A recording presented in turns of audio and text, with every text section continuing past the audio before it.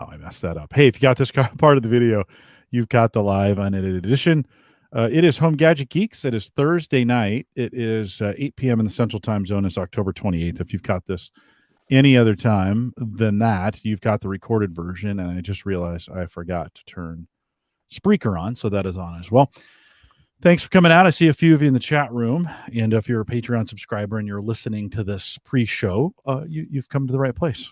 We got Jon Maddox here from Channels, and we're going to do a little, because we're all doing beer tonight. It's a perfect beer pick night. So John, what are you drinking? What do you got in the bottle or in the how's it going? I'm drinking a sour. It's a Dogfish Head. It's the Sequence Ale, which I believe this may be the first year they've done it. I caught it at the end of the summer, and I've been kind of sipping on it since. Yeah, is it seasonal in the sense that you probably won't be able to get it too much longer, or I don't know. I consider fall more of a sour kind of time of the year, anyways. That's when I like to drink them, when it's a little bit cold outside. Yeah. But who knows? Depends on how much they sell. They're owned by Coors now. So are they really? I didn't know. Oh yeah, they big popular brand. My kids love them. My Marine son was drinking that out in California all the time. He really likes that brand. What was the brand again? Dogfish Head. Okay. Yep. They have ones that are minutes, isn't it? Like a 90-minute and 100. 90-minute will knock you on your butt. Yeah. You don't want to drink a lot of those. They've got a brewery up near me. It's actually about 60 minutes away. It's pretty cool. Nice. Tap room. You go in and event center. It's real big. It's right at the bottom of a mountain for a ski resort too. Nice. So it's kind of a nice little stop. That would be handy as well. Well, thanks for coming out and joining us more with you coming up here as we talk about channels in a sec. Mike, what do you got tapped tonight? Well, so I posted in the Discord that Holiday Cheer was back out. So at Hy-Vee earlier this week, Shiner's Holiday Cheer is one of my favorite all-time beers. No surprise that 12 count is already gone in our house. So I needed to make another run tonight when I got home. So we're going local again. Brickway, you guys know we commonly feature them. I was at Hy-Vee. The salesman did a great job. I walked by. He said, "Hey, have you tried our new canned mules?" I said, "No, I haven't." And I tried it, and it was delicious. So Brickway canned mule, it's delicious. I mean, tastes like one I would just make at home. 7.5% alcohol. So I don't really know. I'm bad at math when I make those at home. When you make those at home, like when you pour the vodka in, I don't really know ratio wise. Is that a decent for a mule? It sounds low for a mule, but that's probably good for something that's in a can. I mean, it's your fourth tonight, so no. Yeah, actually, John, number two, and I split the first one with the wife. I said, "Hey, try this with me." So I held back on purpose. I didn't want to be rambling on for the show. I keep it low when I'm doing stuff. If I'm at a brewery or something like that. In fact, this is actually called a session sour. So I'm always looking for this. Years ago, I learned the word session, and I was like, "What does that mean?" And they said, "Well, it's lower alcohol content." I was like, "Ooh, that's what I want." Well, the chat room will tell you if I get feisty with Jim, that's when they know that, Mike came from an event or something, because we'll start having Bitcoin futures conversations on our price prediction. It's been a while, Mike. It has been. Maybe we need to have another one of those nights. Since we've had one of those. I'm doing a Nebraska Brewing Company. That's a local one as well. This is their Marzen Bavarian or Oktoberfest style beer. This is my favorite time of the year. I love Oktoberfest, and I love just the style of beers that. This is, John, you were saying, sours remind you of fall. Oktoberfest beers are my fall. I kind of look forward to them starting about July, and they start coming out, early August, and then I drink them right up until Christmas. Mike, I did pick up I was over at Hy-Vee and picked up some Shiner Christmas Cheer as well. I think a 6-pack will get me to Christmas. I just don't drink them as fast as you do. It's a fan favorite in our house. My wife and I both love those. It's a show fan favorite too. I mean, I was seeing them popping up in the Discord group too. But good. Have you ever had a Shiner? Are you a Shiner Bach? Yeah, years ago. Okay, not recently, but yeah. Yeah, that's kind of they've been around for quite some time. They have. It's funny. I'm not a big fan of the regular just Shiner Bach. Like, it's good, but like Shiner Holiday Cheer is the one I will just, whenever I see it on the shelves, snag a few. It's a Christmas morning beer. Like that's the one you gotta, that's true. I'm a Christmas morning coffee and like Kahlua kind of guy, or Bailey's, right? Coffee and Bailey's on Christmas morning. Yeah, a little bourbon cream and coffee. That works. The sneak pour in the coffee cup. Yeah, exactly. I'm not even sneaking pour. My kids are pouring it for me. kids are like, "Here, Dad." If I get my 4-year-old to start doing that, now that's the trick. Oh, I think Buffalo Trace bourbon cream I've been storing a bottle of that for Christmas to sneak in. And like I said, we don't have to sneak it in here. All my kids are adults, but it's super good, and cinnamon rolls and whatever we have around. But not a bad, actually, that Christmas cheer, not a bad. While the turkey's on, maybe a candle, a cigar, and a little Christmas cheer, and that's not a bad little combo. So, all right, well, guys, thanks for joining us. I think we are good. Yeah. So Jim Shoemaker says, let me find the chat room here. I said Martzen means a lager that was laid down in March, ready to drink in September and October. And Oktoberfest is in September. Leave it to the Germans. So let's get. Well, it feels like October, East Coast October in September in Nebraska, probably. Yeah, it's been a weird year this year too. Like a fall is. We're actually having a fall, which typically it goes from summer right to winter. Well, that's good. Fall's amazing. It's been great so far. We got a whole bunch of rain. I think it rained for a full day here, which we don't normally get, but about 24 hours of rain, and all the leaves are coming down. It's beautiful. Like it's nice. Well, you're in Richmond, so we get a fall. Yeah, I mean, sometimes we get those years where it's like winter to summer. Or like you said, summer to winter. Summer, but we've had a good fall. It's been chilly out. Yeah. What I love about the fall is the hot sun and the cool air.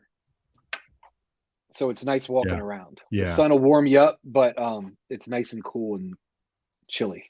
Non-rev guy says this is great. Big fan of channels DVR. Well, non-rev guy, don't worry. We'll get beyond the beer here in just a second and dive into channels for you.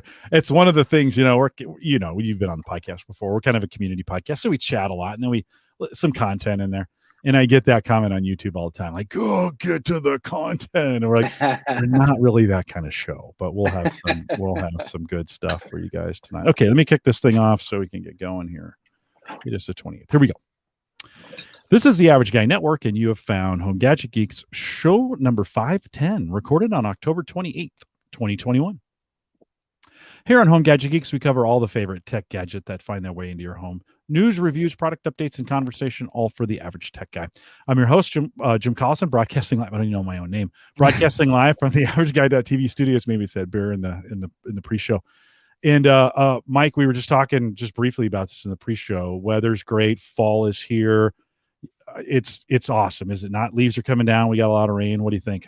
It's been perfect. Enough rain to keep that grass nice and green right before that last mow of the year, right? And then Halloween is still good weather for the kids. It hasn't gotten below freezing yet. So my kids have already done like 3 Halloween events leading up to actual Halloween with the trunk or treats and all that going on. Sunday too this year, right? Halloween's on a Sunday. Yeah. It's like the trifecta of Halloween.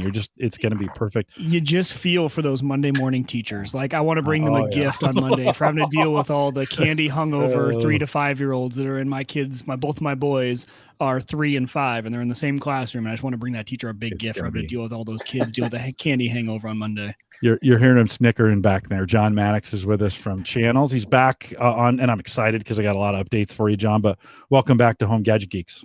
Thank you. It's good to be back. And I just want to go on record as being completely for last Saturday in October is Halloween. Mm-hmm. No exact date. There was not an important event that happened that we had to keep it a date. Last Saturday. That's a great point. October. Let it be fun for everybody. The parents love Halloween too. Seriously? Okay. I'm down for that. Like the bars around college campuses would be fully supportive of that as well. Yeah. Or they like the extra days of people coming to the bar. True. That's right. Because the kids are going to come anyway in college. Yeah. So maybe we got to get go an extra Saturday. day of sales. Well, now Halloween's on Monday, so I guess we got to right. go on Halloween. It's a lot like St. Patrick's Day, right? Oh, yeah. If you want that in the middle of the week, because you're going to have 2 Saturdays, right? Oh, yeah. At Creighton, where I went, we had fake Patty's Day every time, and then we had real St. Patty's Day. And fake Patty's Day was always on the fun day, right? I'm also for the Super Bowl being on Saturday night as well. If they can do it for wild card games, they can do it for – it's silly. Yep. Because you're totally right. People my age, they've got younger kids, and they come to your house, and then they have to go at halftime to put kids to bed. Yeah. If it was Saturday, everybody would just stay up, and it would be fine. And it really splits everything up. It stinks. John, do trends with channels in the downloads and the activity and customers, buying the service? Is that seasonal in any way? As we're talking Yeah. about these holidays and stuff, do you see big spikes around these kind of events? What do you see in that space? Yeah, I mean, it just like you would think, like, as much as TV has never been less traditional as it was 20 years ago when we knew that Emmys kicked off the season of fall and everything went to reruns in the summer. That doesn't really happen anymore, but it still does kind of happen. Network TV still is very heavy from fall to spring. And so all for the past few years that we've been offering DVR service and can watch people subscribe, it gets lighter in the summer. Last year it wasn't as light because we kind of shipped a 4.0 in July and it kind of got active. But this year we saw it for sure, and it could have been that we were less active too. With software, man, you got to ship features these days. Like, that's just how it is. You can't stop. Or people, the more you ship features, the more people notice, the more people talk about it. So it's really tough to gauge what it is. But I think the seasonality of TV really does affect it. And we're heavy OTA, right? So it is network TV that's kind of driving a lot of our stuff. There's cable stuff in there that you can get, but I think it affects it. Yeah, well, and it's, as much as we've talked about, there's this big change just on demand with Netflix and Apple TV and Disney Plus and everything else is going on. There does still feel like even in that space, there's some seasonality based on what people are doing. Summer, at least here on the Northern Hemisphere with vacations and some of those kinds of things going, there's just kind of seems like a natural pullback. And Mike, do you feel like as a family, you kind of go through school starts that maybe slows things down or speeds things up depending upon what you're watching or you have time to watch? Yeah, no, 100%. For us, it's these swings, especially now that my wife's teaching. It's definitely the swings of when she has time, and then all of a sudden midterms and grading, and it's just there's these definitely seasonalities of when we watch stuff and we have time. We fall behind, we get a bunch of recommendations, and then we catch up on everything that we haven't seen, and we go in these waves of kind of that cycle.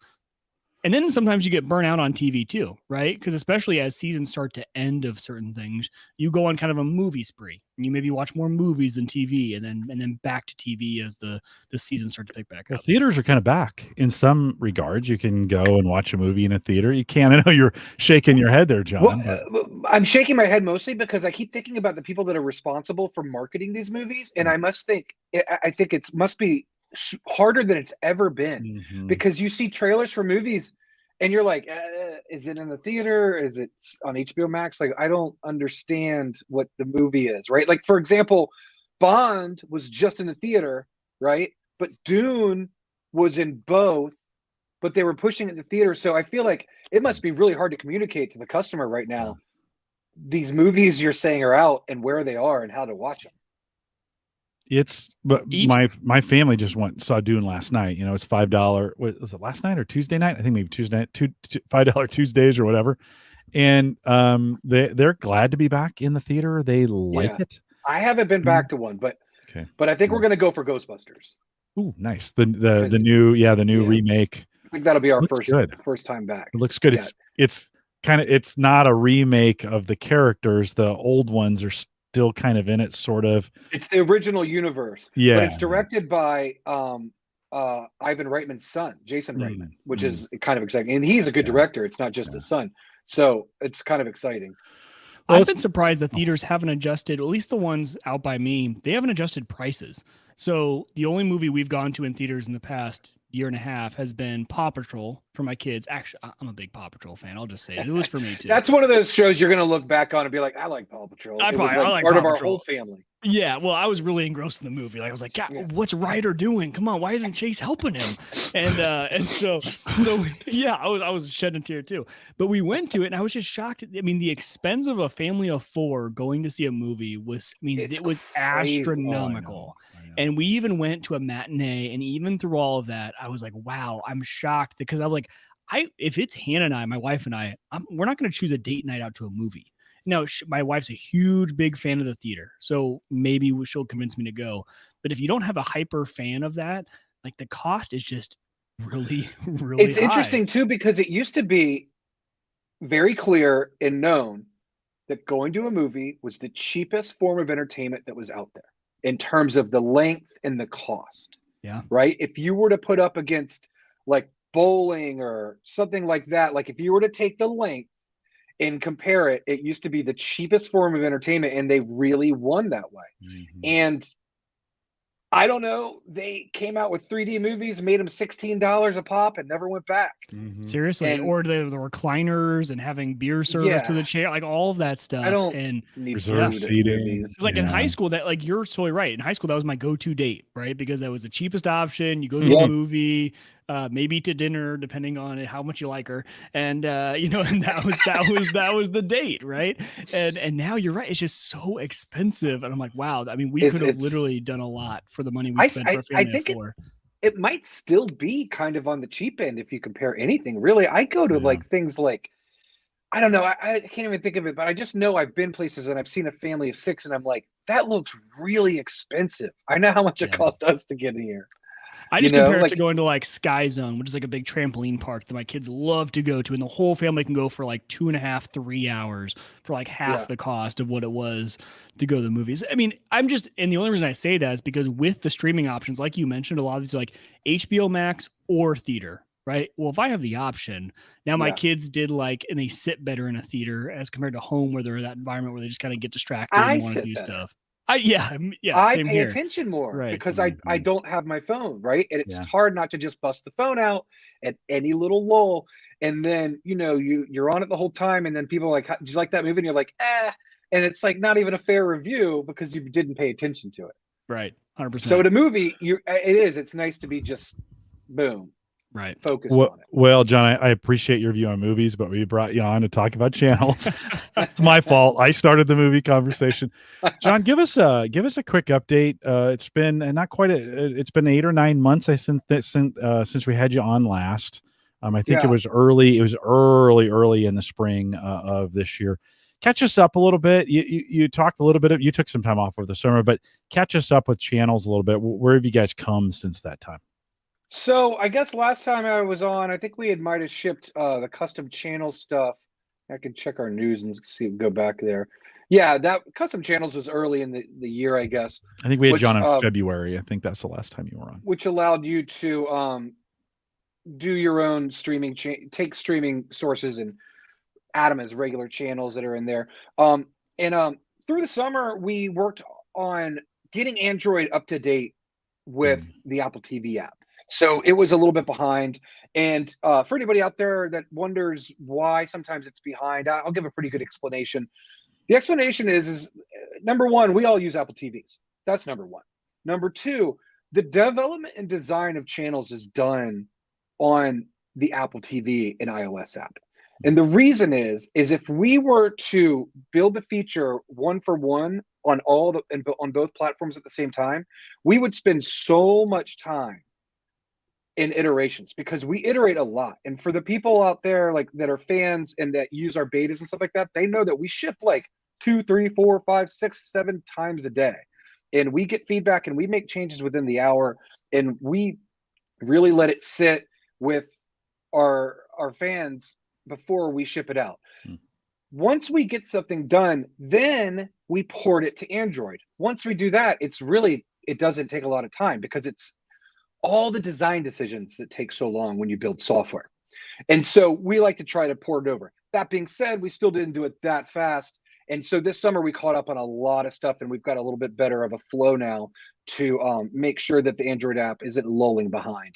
So before, the Android app didn't have the enhanced library views. Before, it just had literally just a list of movies and like a tab bar where you could filter the sort.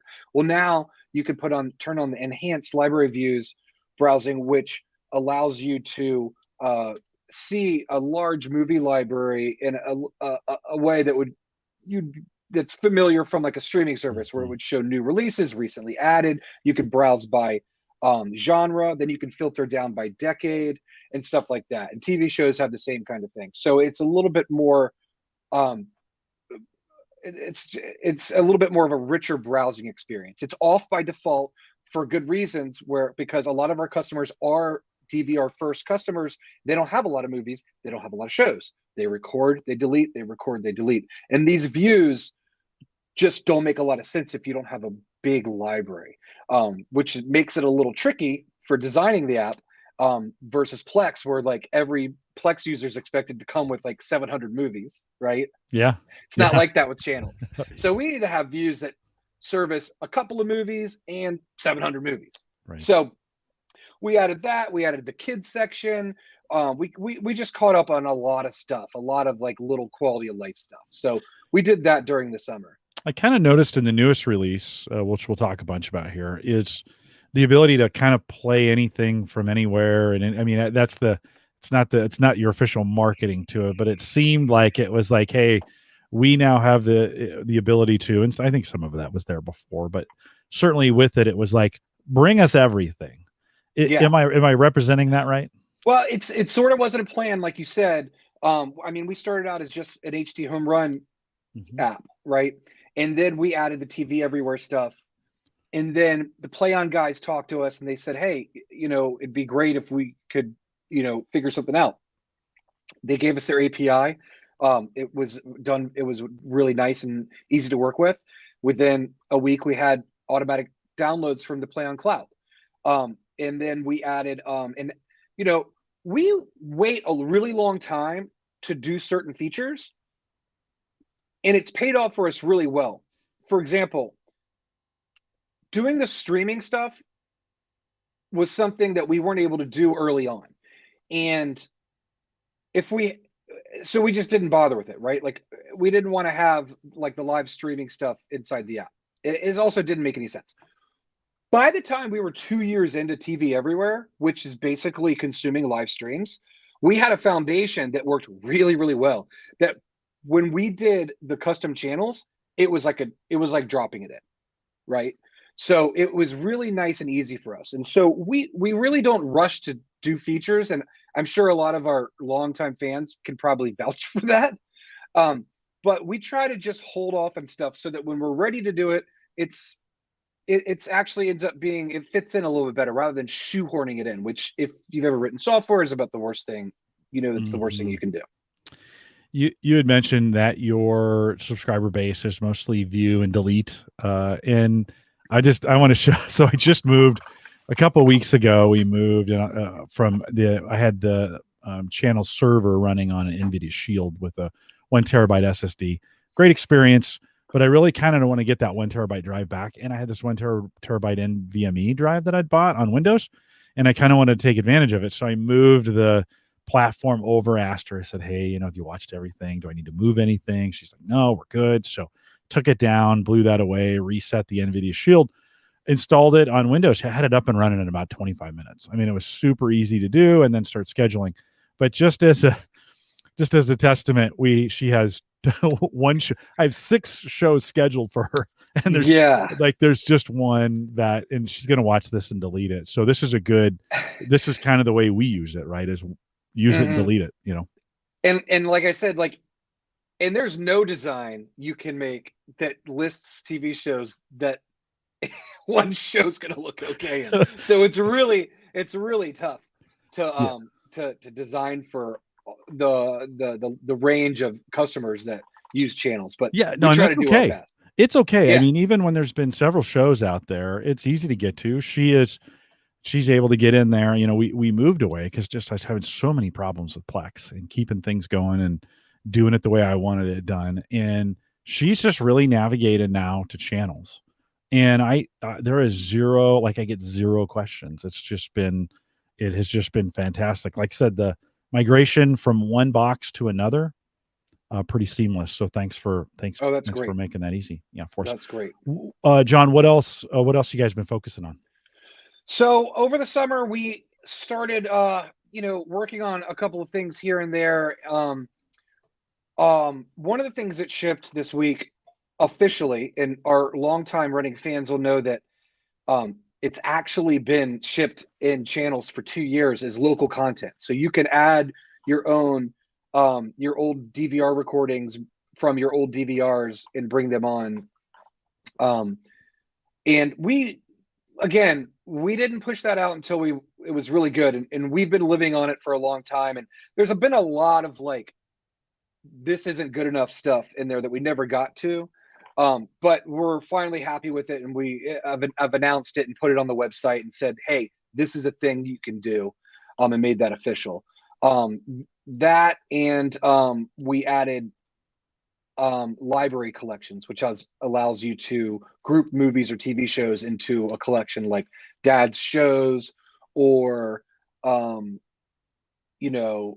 James Bond collection or Marvel Cinematic Universe. And so that's a fun way to curate your library a little bit. And it's great for kids too, because if you have a lot of kids shows and they're trying to find something, you can make a Lego movies collection and a Muppet collection or a Scooby-Doo collection, and they tend to find those things on their own a little faster. It's nothing new. A lot of media center software has this, but we hadn't done it yet. So we finally did it. And one of the things that's fun about it is we kind of used it with our virtual channels feature, which I'll talk about in a little bit. You can create a collection and build live TV channels from that collection. So you can sort of, build it like Legos. But you can use smart rules to build library collections and virtual channels. So if you can easily just pick, the 3 Batman movies and make a collection, or you can label your content. Labels is something that we kind of never announced, but it's something that you can do. It's basically a tagging system. We didn't call it tags because the system already had tags in it. So it's called labels. You can basically just add tags and labels to your own content. So if you go in and tag all your Marvel content, well, then you can just go in and create a new collection that has all your movies that are tagged or with the label Marvel, and boom, then you sort it by release date. Now you've got your collection. If a new movie comes out and you add it to your collection, label it with Marvel, and your collection will get updated. So the smart rule system is pretty cool too that we built. Do you find, you're because you have such an active kind of community. And by the way, one of the things I love is you go over to channels, create an account, view the support forums. I get a weekly email update. I think it's weekly or maybe it's monthly. I think it's weekly, of here's what's changed since you were here last. Which is super helpful. That's because I'm always going into forums and say, and then I'm going, okay, like when was the last time I was here? If I want to keep up with the conversation, I got to go back. And I just found that was like a really helpful scan the email to see if there's any new things in there that I kind of need to pay attention to. We're on the lower end of we don't create any of those libraries or any of those pieces. If you were to think about your user base, though, I'm sure you have a really active group that's doing that. But are they still pretty much the minority in that? And then everybody else still kind of watch some TV, record a few things. What do you think? It's tough to tell because our community is it's not huge, it's active. And I think what makes the weekly update email useful to you is that if our community forum was huge and super active, you would have deleted it a long time ago. But it's probably just enough that you can actually keep up with it. So it's very nice. We don't keep any analytics on how people are using it. We don't track anything like that. So it's tough to say. All we can go off of feedback. But the more enthusiastic people are the ones in the forums. Yeah. So it can be tricky to get tricked into thinking that this is what everybody wants, where it's sort of the super enthusiastic people. So it's tough to say. We don't hear any complaints about anything, We really try to design the app and add new features in a way that isn't going to disrupt anybody. Like anything that we do, it's additive. Right? A lot of things are turned off by default. Anything that's drastic, we have a lot of options, and you can really customize the app. And that comes from a lot of feedback from our enthusiastic customers, right? And they'll say, I really want this, I really want this. And we've got kind of a setting system that it's really not that hard to make things a setting. When I was at GitHub, we really railed against settings, right? We wanted it to be more opinionated, and we wanted it we didn't want lots of checkboxes. Not only did we not want it, we didn't do it. But at channels, we're sort of leaning in on it because channels is more of a hobbyish kind of thing, and everybody's got different wants and needs, and it's not too hard, and it's not too hard to maintain with just having a setting. So if somebody, I'll give you an example on the virtual channels. Somebody early in on when we were working on it said, I really want to put the channel logo in the corner. And I was like, no, we're not going to do that. It's like, fine. It's just a channel, blah, blah, blah. 2 days after shipping, somebody else asked for it. And I was like, all right, I could do that. Because like the feature was done. I wasn't really worried about anything else. And also it's fun, right? Like that guy wants to have fun. He wants to like, he made a logo for his channel and he wants to have it as a bug in the right-hand corner. So it took me 15 minutes to do, and it's defaulted as off. So if somebody wants to turn it on, they can. It's not going to be disruptive. So it's hard to tell how many people are using a lot of this stuff. Our goal is to just make as much stuff as possible. Somebody wrote a post on our site the other night that listed all the things they use, and he said he used everything. And he said, thanks so much. And I was like, man, that's so great to hear that, because generally we consider a lot of the features that we make. Some people are like, I've needed this. This is so great. And some people are like, this is not worthwhile. Like, why would I do this ever? And it's sort of fine. It can be both ways, right? It's as long as they're not conflicting with each other. Like stream links allow you to just add a text file to your library that link out to Disney Plus. And now you have a movie poster in your library and it feels cohesive and it's all one thing. A lot of people will say, that is so dumb. Why would I click that? So it takes me out of the app and then I'm stuck in another app. Where other people are like, oh my God, my kids only have to go to channels now. And even though they're dumped to another app, they can at least start at channels and they have all their movies. So, you know, we just try to make sure that you can mix and match and use it the way you want without it being a nightmare. Yeah, that makes a lot of sense. It is, I think, well, and the trick is to make it simple enough for those folks like me. I really want to come in, set a few recordings, make sure those are working. It's football season right here in the United States. And this always brings me back to the DVR. Like, yeah, okay. Now because it's Sunday and you're like, let's record the game because I might not be there at 1, but I'll be there at 2. Or just to be able to watch it, just to be honest. I mean, an easy interface to go in and flip. Maybe if I want to watch them live, I'll be honest, I've gotten kind of addicted to the 20-minute summary ones they put on YouTube now, the NFL. I haven't used that, but I heard it's kind of interesting. It is, because you can watch 1 or 2 live. Like that's most of your Sunday. If you watch 3, you've really been at the TV too long, right? It's like 9 hours of watching football. But with 20-minute summaries, oh, Mike, you're muted. Hold on. Yep, unmute for me. Well, it's too late. The joke failed. No, I was gonna say 9 hours of commercial-free football starts now. And if you're a Red Zone fan, you know exactly what that is. Oh, that's true. Through 9 straight hours of commercial-free football every Sunday. That's the line, and that's how Red Zone makes all their money. Well, I just go through on YouTube for the ones I missed, and I find one, and then it'll feed me the rest of them just in order. And so you get 20 minutes, 20 minutes, 20 minutes. And even some of those, it's fast forward, just to kind of see. Right. Or if you don't care, you just go to the end. Commercial-free football starts now, right? A few of those. And YouTube TV, not to like get anybody to quit using channels and go back to YouTube TV. And I don't even use YouTube TV, just regular YouTube for this. Yeah, YouTube TV, when you turn a baseball game on, it has a second timeline of major plays. And you can sort of watch that, I think, and it catches you up to live by the like major plays, which is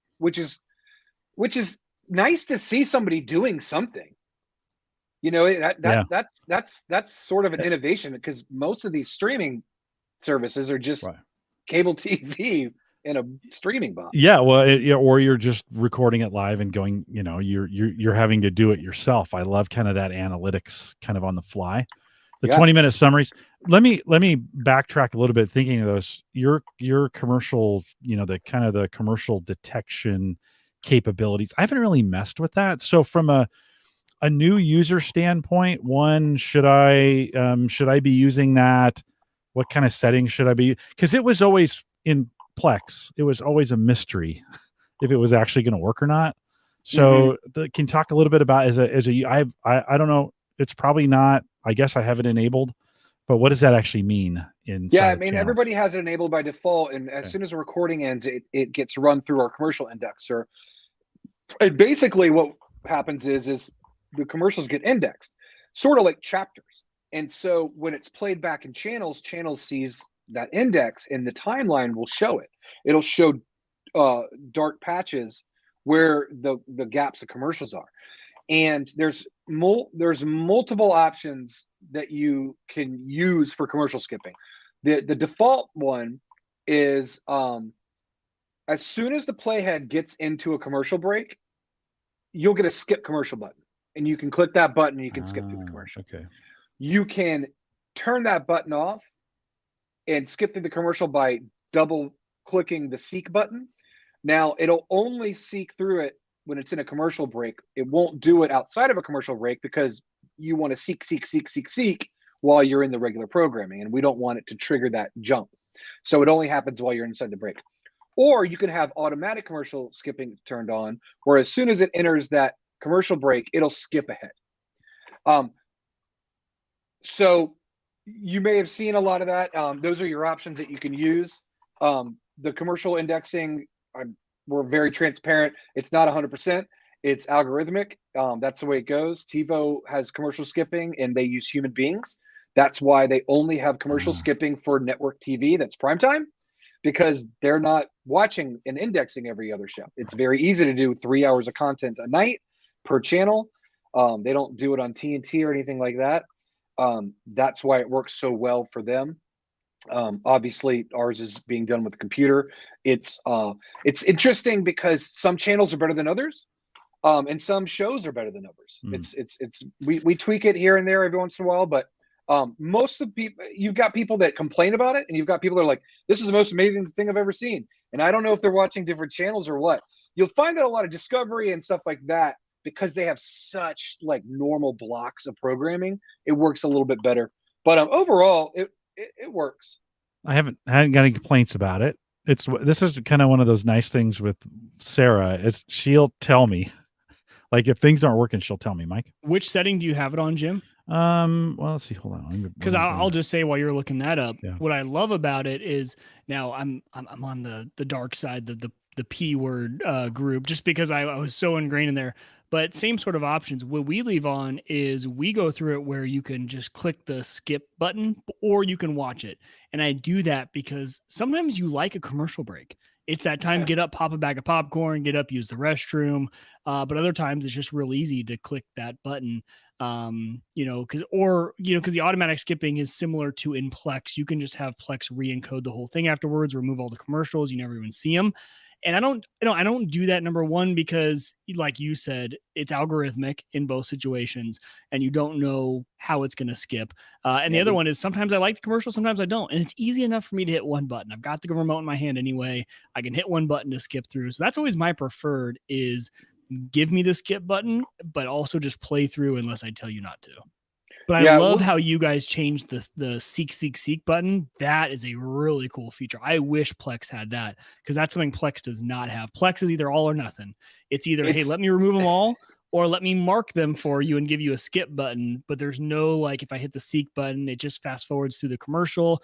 Now I'm off. The seek button's going 30 seconds and I needed it 25. So you guys seem to have implemented a much better commercial skipping feature than Plex has right now. It was tricky. We first shipped with just double click the seek, no seek button on the screen. One of those hidden features that nobody knew about, so we added the button. I was not going to do automatic skip for a very long time. I didn't. And then somebody else did automatic skip, and I don't know who it was. And I was sitting downstairs and I was like, all right, I'm going to do automatic skip. But when we did it, we put a notification in the top right-hand corner, right? So it doesn't just, so if you're watching Law and Order and it fades to black and you skip and then it works perfectly and then you're back in Law and Order, that's great, right? You don't need a notification. If your commercial indexing is perfect. But if your commercial indexing isn't perfect, which it's very hard to do, we're not Google, right? Like, it's very hard to do this stuff. You can't, if you do have that little mistake, sometimes it'll skip right like 2 seconds before too soon, which Mhm. leads you to believe that it got cut off. If you don't notify somebody, it looks like you don't even know what happened. But having that little notification in the top corner says automatic skip, and then you know what's happening. It's kind of nice because if it screws up, you can skip back a little bit. You can fix it a little. One of the questions that came up in chat was a really good question. It came from Joe, and the question he asked was something I had a question to. So Joe and I like I said, I've come from Plex. I've been a Plex user for so long. Just my family's ingrained in it. I have external users, so it's hard for me to get out of that ecosystem. But one of the things that we use a lot, and I use this with my kids now, is they have their tablets, is parental controls. And so I love that when I set them up with their user account, I say movies this, TV this, and then their account, they don't even see anything else.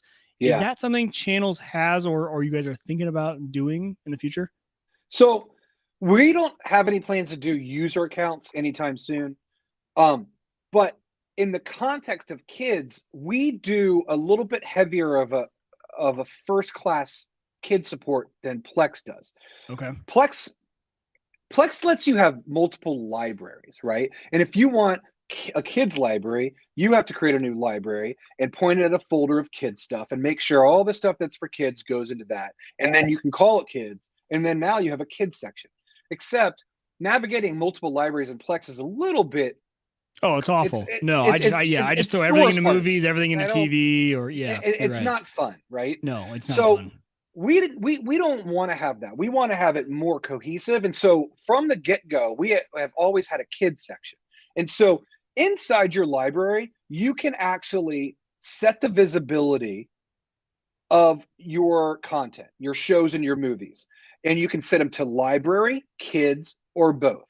And recently hidden, which is nice because now you can hide stuff, which is great because you can have a collection of movies, but then hide them and they show in the collection, but they don't show in your library, which is great because I have a whole virtual channel that does back-to-back WWF old school WrestleManias.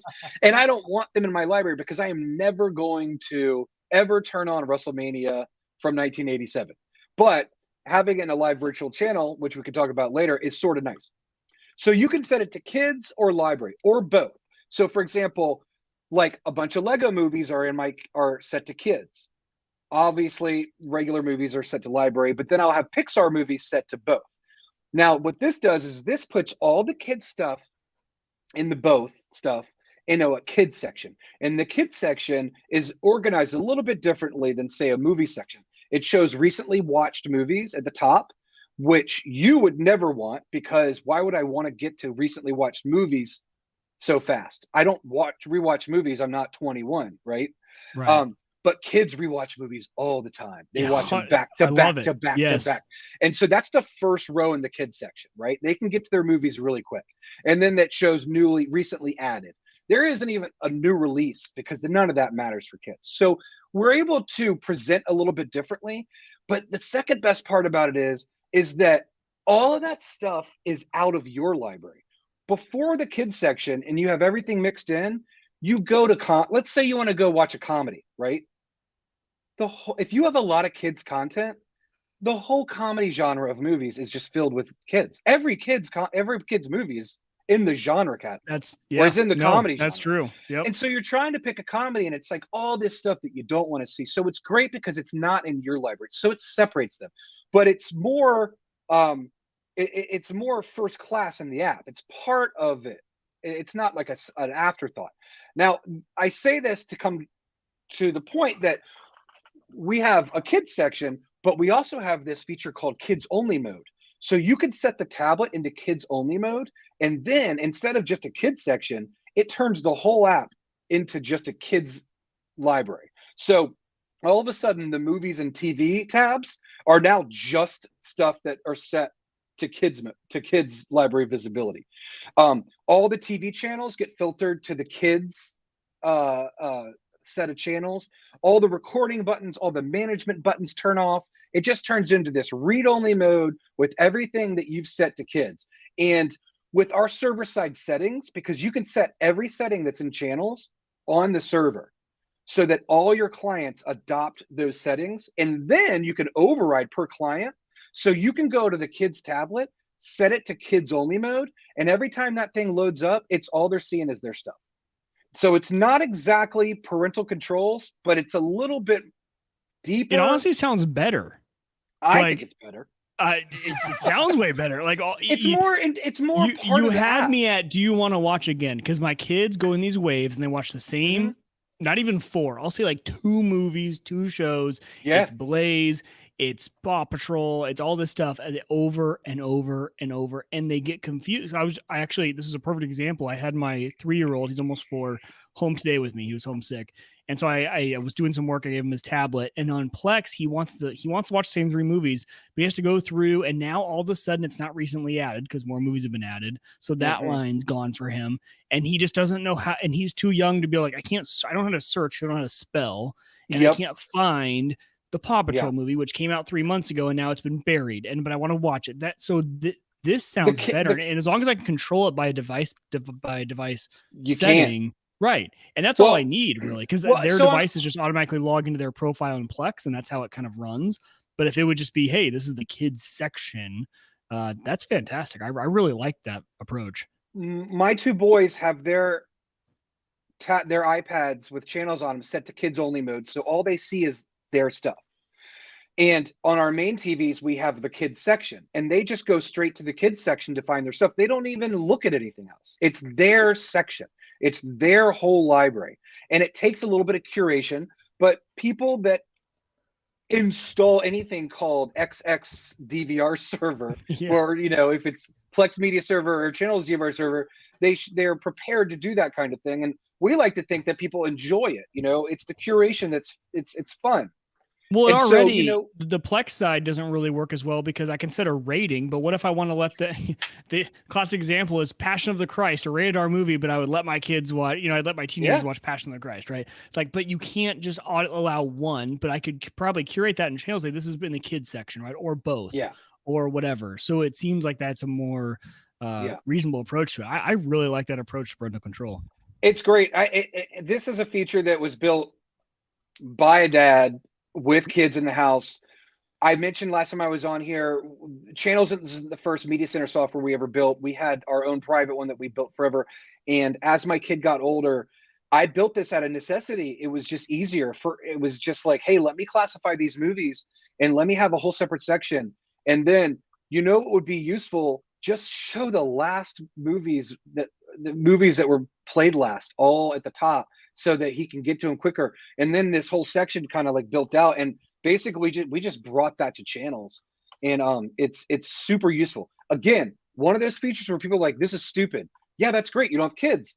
You can turn the kids section off. If you turn the kids section off, it merges everything together. When you turn the kids section on, the first thing it does is say, hey, do you want us to try to populate the kids section?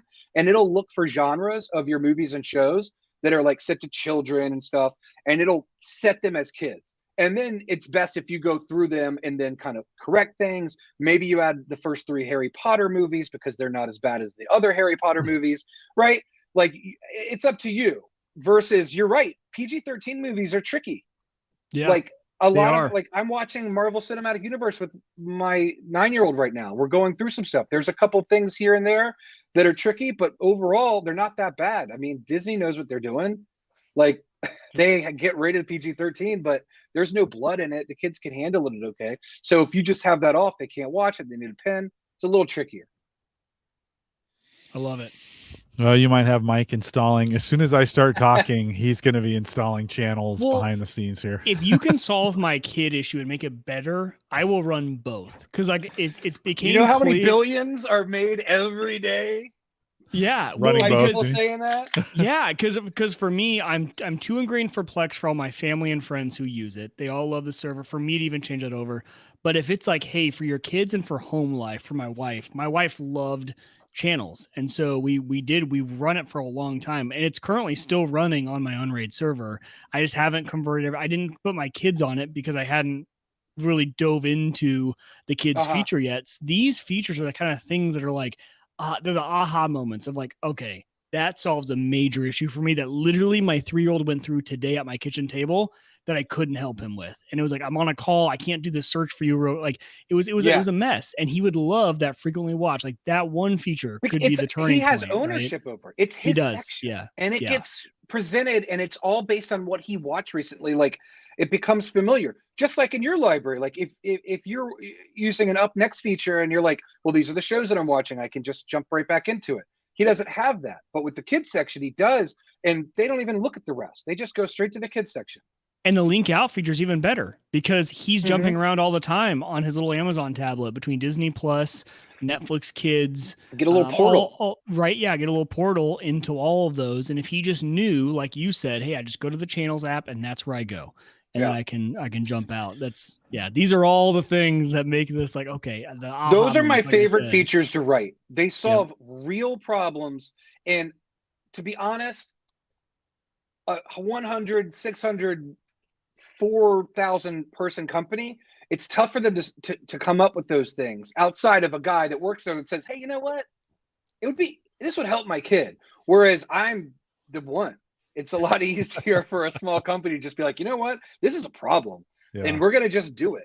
So it's those are my favorite kind of features to build and solve. And a lot of people end up coming back and saying, oh my God, this is not even a thing in any other software. And it's like, yeah, it's not.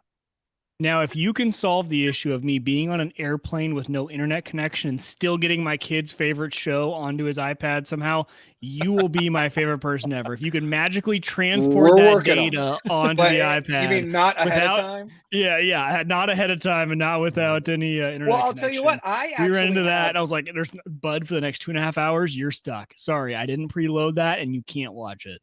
I have a Raspberry Pi that I put channels on. I put a channel server on it. And I put a 512 or a 750 gig SD card on it maybe, and loaded it full of movies. And it's sort of our emergency media thing. And it's neat.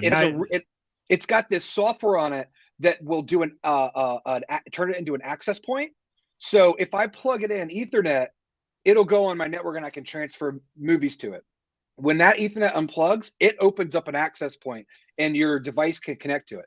So in the car or or sometimes if we don't have a good internet connection at a hotel or something like that, pop that thing open and they've got movies to choose from. It's kind of a nice little emergency. Now that's a project that I'm probably going to end up doing because that sounds amazing. Car trips where all of a sudden the internet on my phone, the hotspot goes out, all of that, airplanes, having a mobile server. That sounds nice. I do like that. Yeah, it's cool. Mike will check in with it next week. So John, listen to next week's show. Right. Yeah, he'll have that all done. And feel free to email me or message me or whatever. I can help you out with all that stuff because a lot of our features, check out our docs. We document. We're on a really good flow. We have more new things documented than old things because we didn't start writing docs till about 2 years ago. And now I have a flow where we write a feature, we beta the feature. When the feature gets close to being done, I document the feature, and then I do the marketing on the site, and it all sort of bleeds together. But it's all the new stuff is really documented, and we've got this kind of formula, which is working well, which is great for documentation. But a lot of, apps like this, like there's a lot of features that you can miss. You just don't notice they're there because it's you want to make something that isn't cluttered, so you hide stuff. But like a lot of people don't know, you can click and hold a movie if you're like in the user interface. If you click a hold a movie or a TV show or an episode, you get a ton of new options. Like you can add a movie to a collection in the Apple TV app. You can add it. You can set the library visibility. So if a new movie gets added to your library and you need it to be in the kids section, click and hold it. You'll get the option to add it to kids, all that stuff. So there's a lot of stuff that's hidden that there's nothing we can really do about it. So check out the documentation. There's a lot of stuff to browse through to see all the tips and tricks. John, before we talk about the virtual stuff that you've mentioned a couple times, I want you to give me some practical advice because I think this is where I get tripped up all the time. So we'll go back here.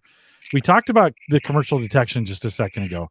I'm running this on a pretty beefy box at this point. Core i7, it's got 32 gig RAM on it. It's not going to struggle.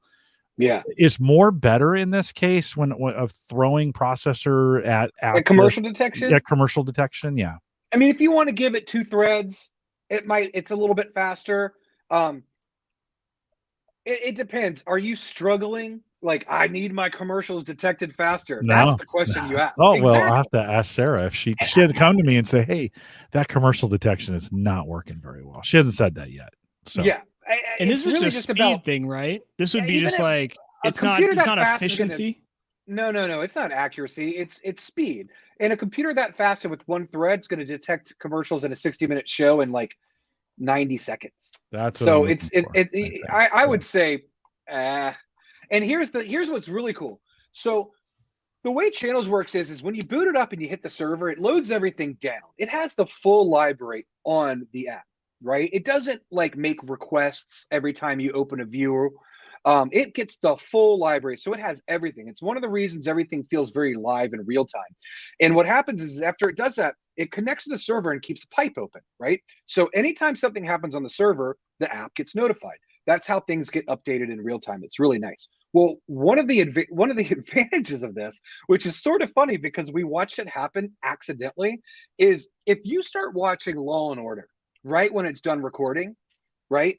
And you notice the timeline's blank. It doesn't have any commercials indexed in it because it hasn't indexed the commercials yet. Well, as you watch, when the commercial indexing is done, it updates the recording, to which then the client always goes, oh, it's been updated. Let me go refresh it. Well, when it does that refresh, boom, all the commercials get popped into the timeline, and commercial indexing or commercial skipping will just start. So while you started without any commercials being indexed, by the time like I said, it takes 1 to 2 minutes.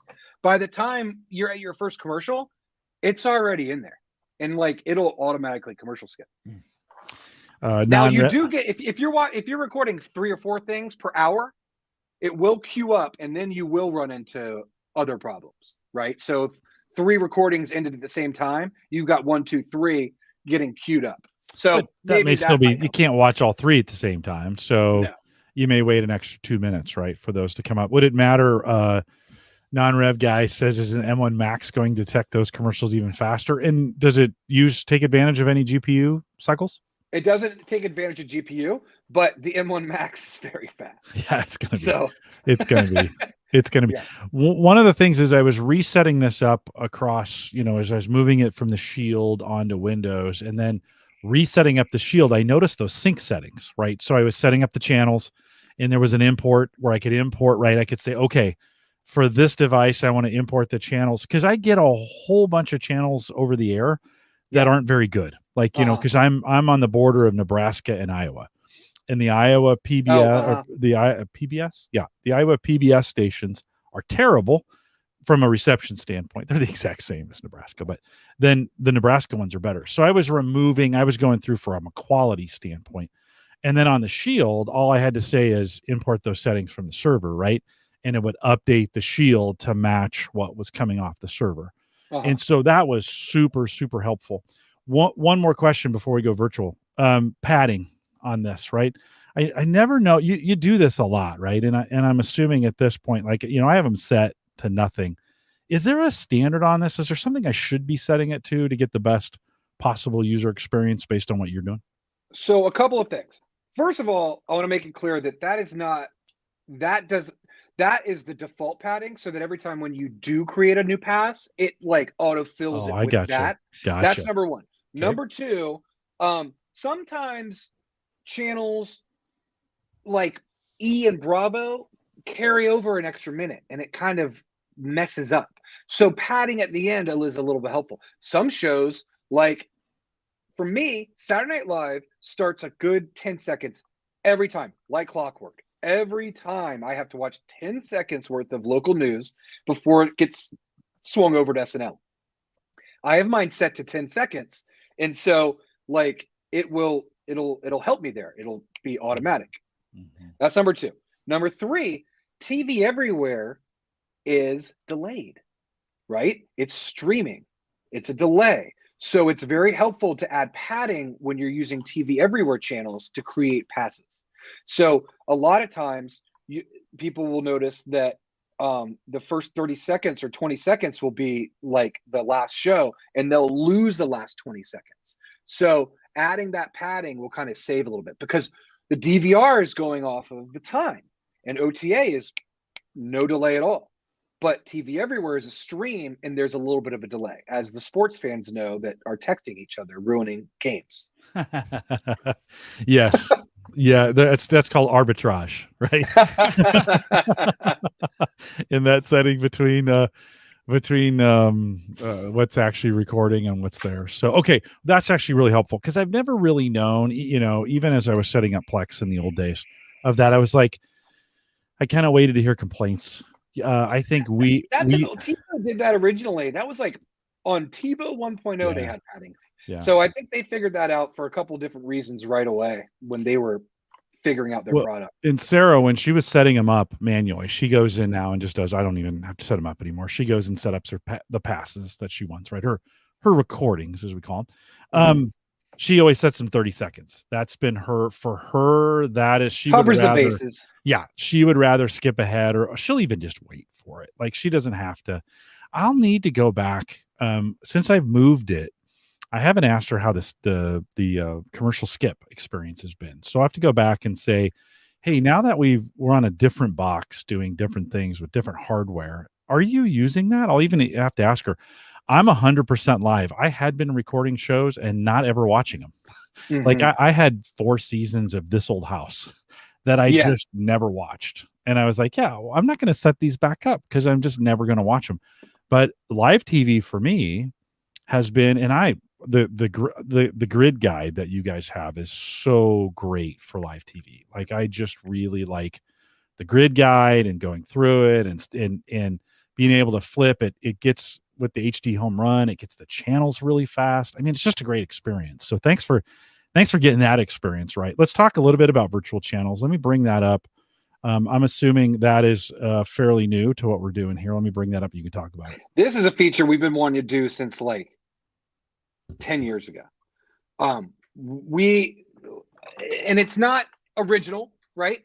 There's a lot of other projects out there that will integrate with Kodi to do this and integrate with Plex to do this.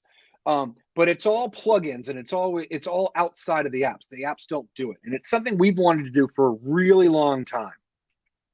And what virtual channels allows you to do is take content from your own library and create live channels for it. For example, I have a Star Wars channel, a Marvel channel.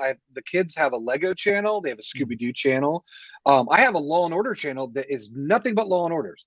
I have a Seinfeld channel that's nothing but Seinfeld, because I can't tell you how many times I'll go downstairs to have a snack, turn the TV on, see Seinfeld's on, and go to watch it, and it's just commercials for 7 minutes on TBS until my snack is over and I never even got to watch something.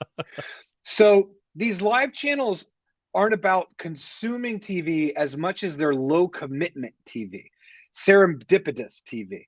My wife, I have watched her so many times watch movies on TV with commercials that we have in our library, and I'm like, just watch the commercial-free, higher quality version. She's like, I don't want to. And it's something that is on that webpage right there you're showing, that I actually wrote up to put on the webpage. It's something over the last 20 years of doing this that I've noticed. And it's this weird phenomenon of having anything to watch and not being able to pick anything. Now, on a higher level, people have made this joke about Netflix for years, right? What'd you do last night? I scrolled through Netflix, never watched anything, then I went to bed, right? And that's a lot of paradox of choice, which is very normal in anything we have. Go try to put something on Apple Music or Spotify. It's like, I don't know what to pick. I liked it when I had 200 albums, not 20 million albums. Paradox of choice is very much part of that. But what I found is that there's this weird commitment to starting something from scratch that you won't let yourself do. I gave an example earlier about how I have a virtual channel that's nothing but old WWF WrestleManias and SummerSlams, right? I will never in a million years sit down on my couch after my day at 10 and go put on SummerSlam 91. I'm just not going to do it. I like the idea of 2.5 hours of wrestling. Like, I'm not going to complete that. So why would I start? But having this live channel where it's already going, I can just turn it on and watch a little old school wrestling, get a little bit of nostalgia in, and it's sort of fun. If you have a bunch of TV shows that you've already watched, like Arrested Development or Seinfeld or Parks and Rec, all these things, if you build a channel, you now have a commercial-free version of these syndicated TV channels that you can just turn on and watch a little bit and not be committed to it.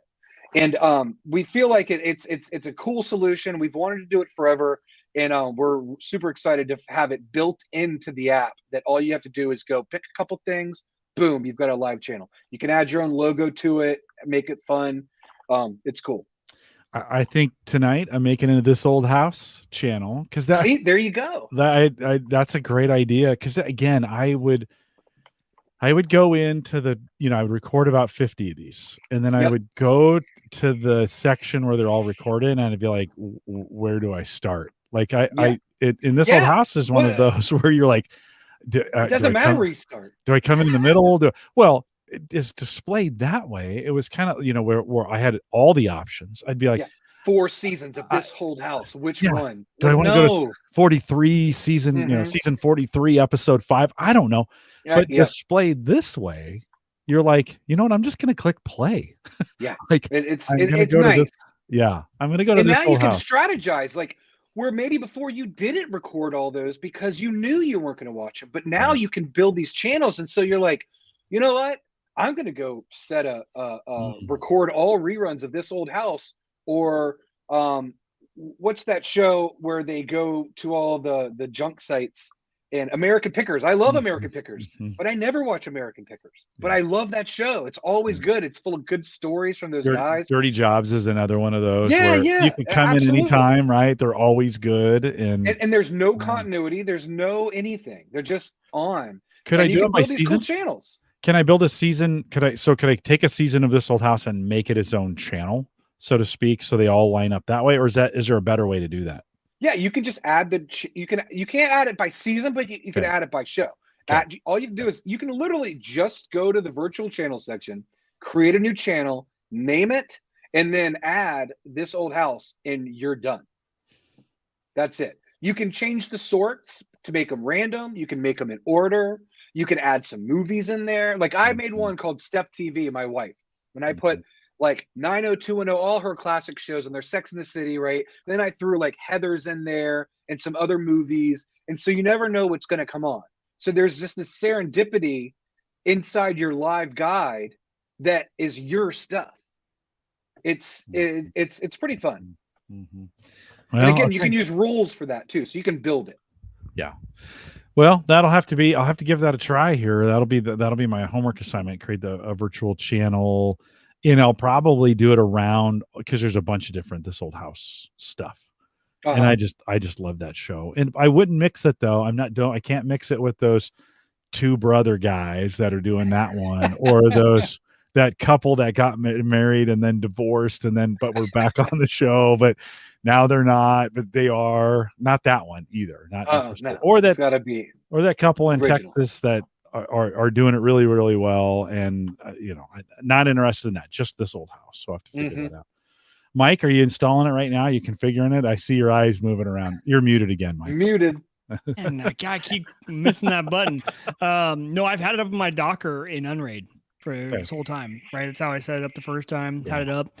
But now you've got me thinking about how to fully utilize this with the family, even if I need to separate out from Plex, because that was always the big thing for me was, do I move over from Plex? Do I not? And running both isn't a bad situation. So we don't have multi-user support, right? And we don't have sharing support. We have no plans to let you share your server with other people. Right. Like we just don't, because like that's not the road we're going down, because we know what the P word means now, and it means the other P word.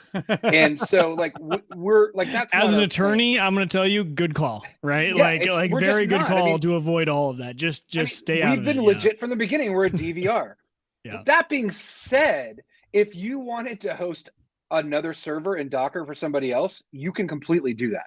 So you would just set up a whole other thing, set up their account, right, and map it to them, because you can only, because one account can only have one remote server. It's the way we have it done. It's the way our infrastructure works. It's the way it is.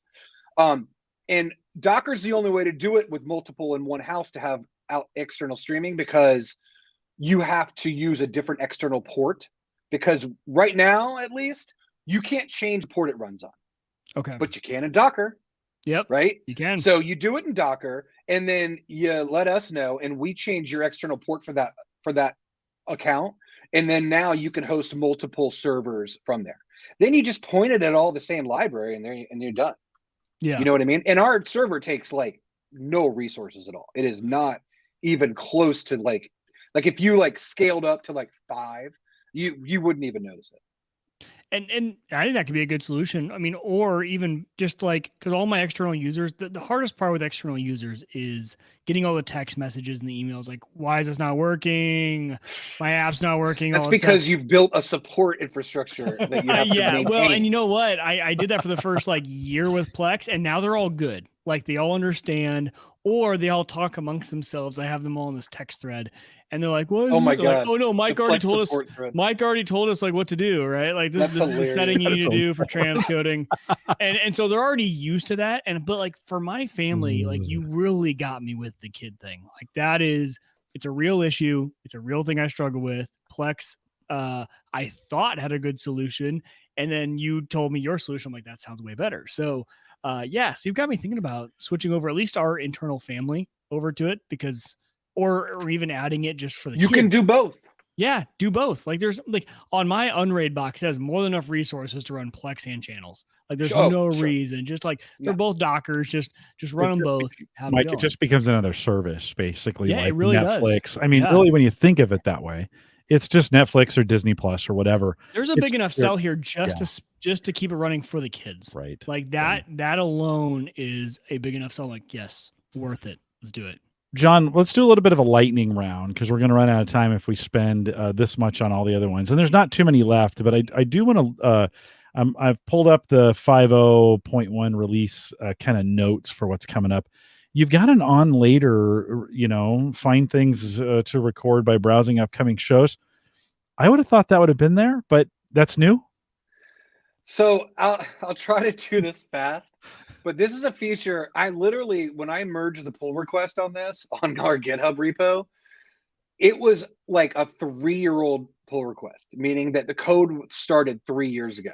So years ago, what happened is we started on this thing to like let you browse your guide without your guide, right? Like, hey, let's show cool things like new shows or season premieres and ways to browse your guide. Like think fall, like right now, right? You can go in and see all their shows and browse movies by genres, blah, blah, blah. So years ago we did that. And then we sort of started losing, we didn't start losing Prime customers. We just started leaning more towards OTA. Well, when we had only OTA, it was not a lot of content to even you didn't need a way to browse your available things to record. It was just too light of a guide. So fast forward to now, and most of our customers are using TV everywhere. They've got a lot of channels and they have a lot of options to record. And so On Later's been on the web admin for years, just sitting there, not really doing anything. It just wasn't in the client. So this year, I basically 2 different times this year just dove in and was like, let's make this good. Let me do this. And I made this huge query system so that it can, pull stuff out. And the big solution the big question was, how do we make this not just be a bunch of garbage, right? Like it's just gonna be a bunch of trash because it's not relevant to you.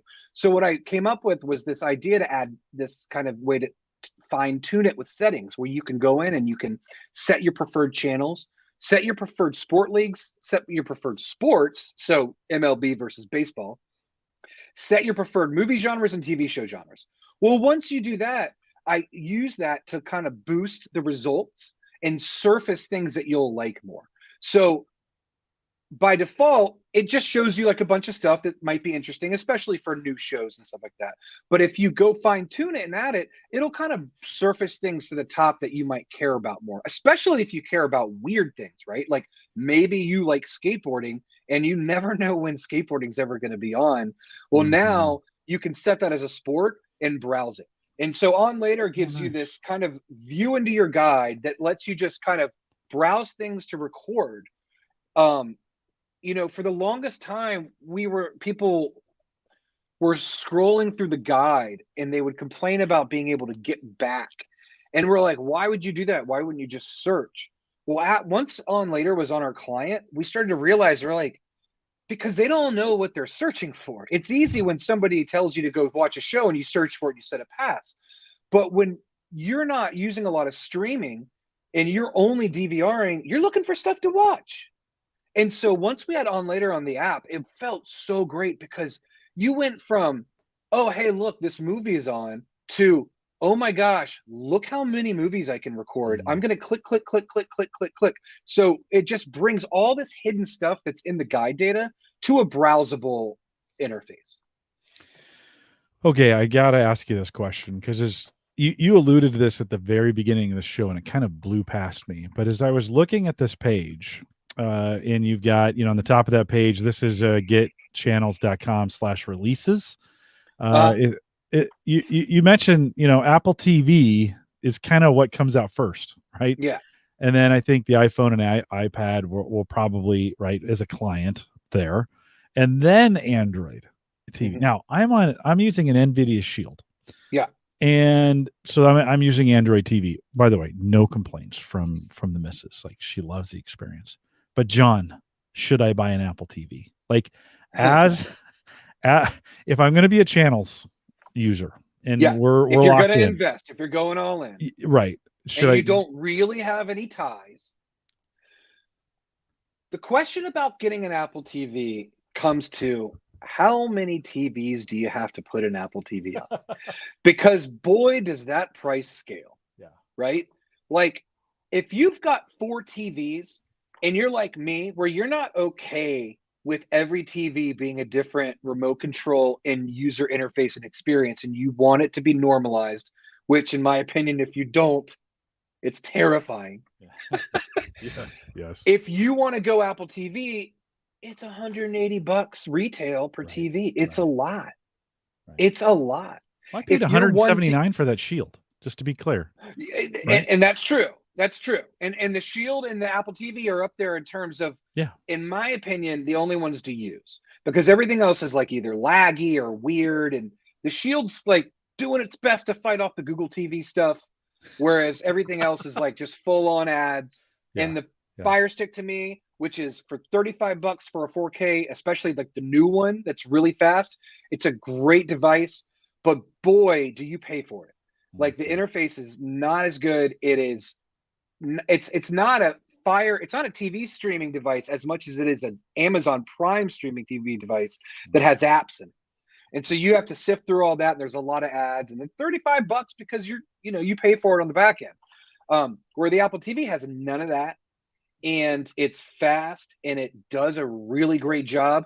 And I'll tell you what, now that our Android app is caught up to the Apple TV app and it's got all the features like that, I've been using it here more just to make sure that I'm using it more, right? Because I wasn't using it as much.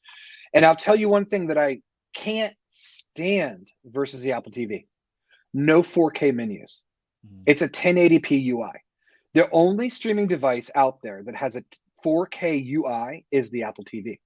And when I go to the NVIDIA and I look at our interface, which is practically the same, I see those posters, I see that text, and it all looks blurry on an 85-inch 4K TV. When I go, and then it's even more dramatic when I go back to the Apple TV and I'm like, whoa, there you go. And so for me, it's a more pleasurable experience. Everything looks crisper and better. I like the Apple TV, and you're going to get our features first. But if you've got 4 TVs or more, it's going to cost a lot.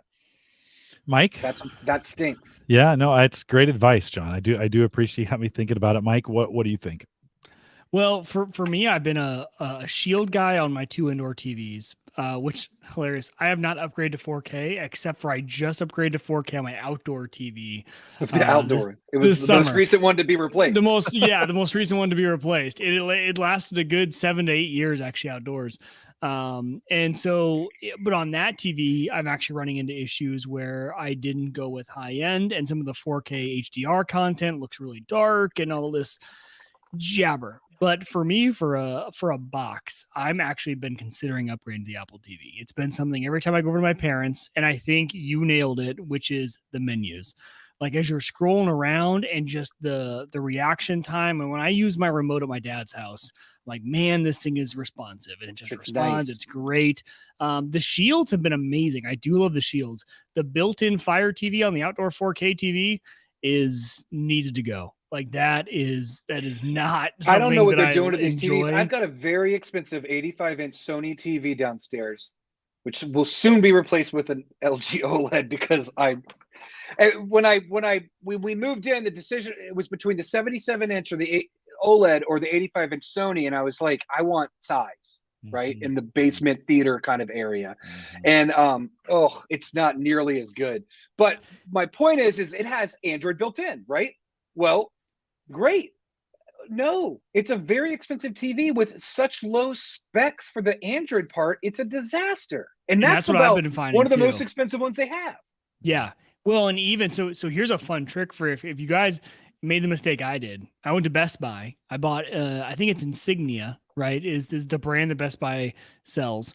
Bought a 4K TV. It was outdoors, so I'm like, I kind of want it cheaper because if it goes bad, it goes bad.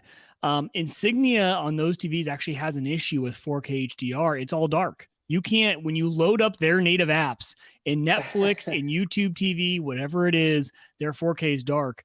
And I have gone through the Insignia, and I read online these posts. You're going to have to go through about 5 hours of Insignia phone support before they will send out a tech from Best Buy, because Best Buy owns Insignia. Yeah. They'll send out a Geek Squad. They will come out. They'll say, yep, it's dark, and they'll give you an LG replacement. And the LG replacement's actually really good. So you pay really cheap for the Insignia. You have them now. This is how much is your time worth? Oh, seriously. And it's been a pain in my royal behind.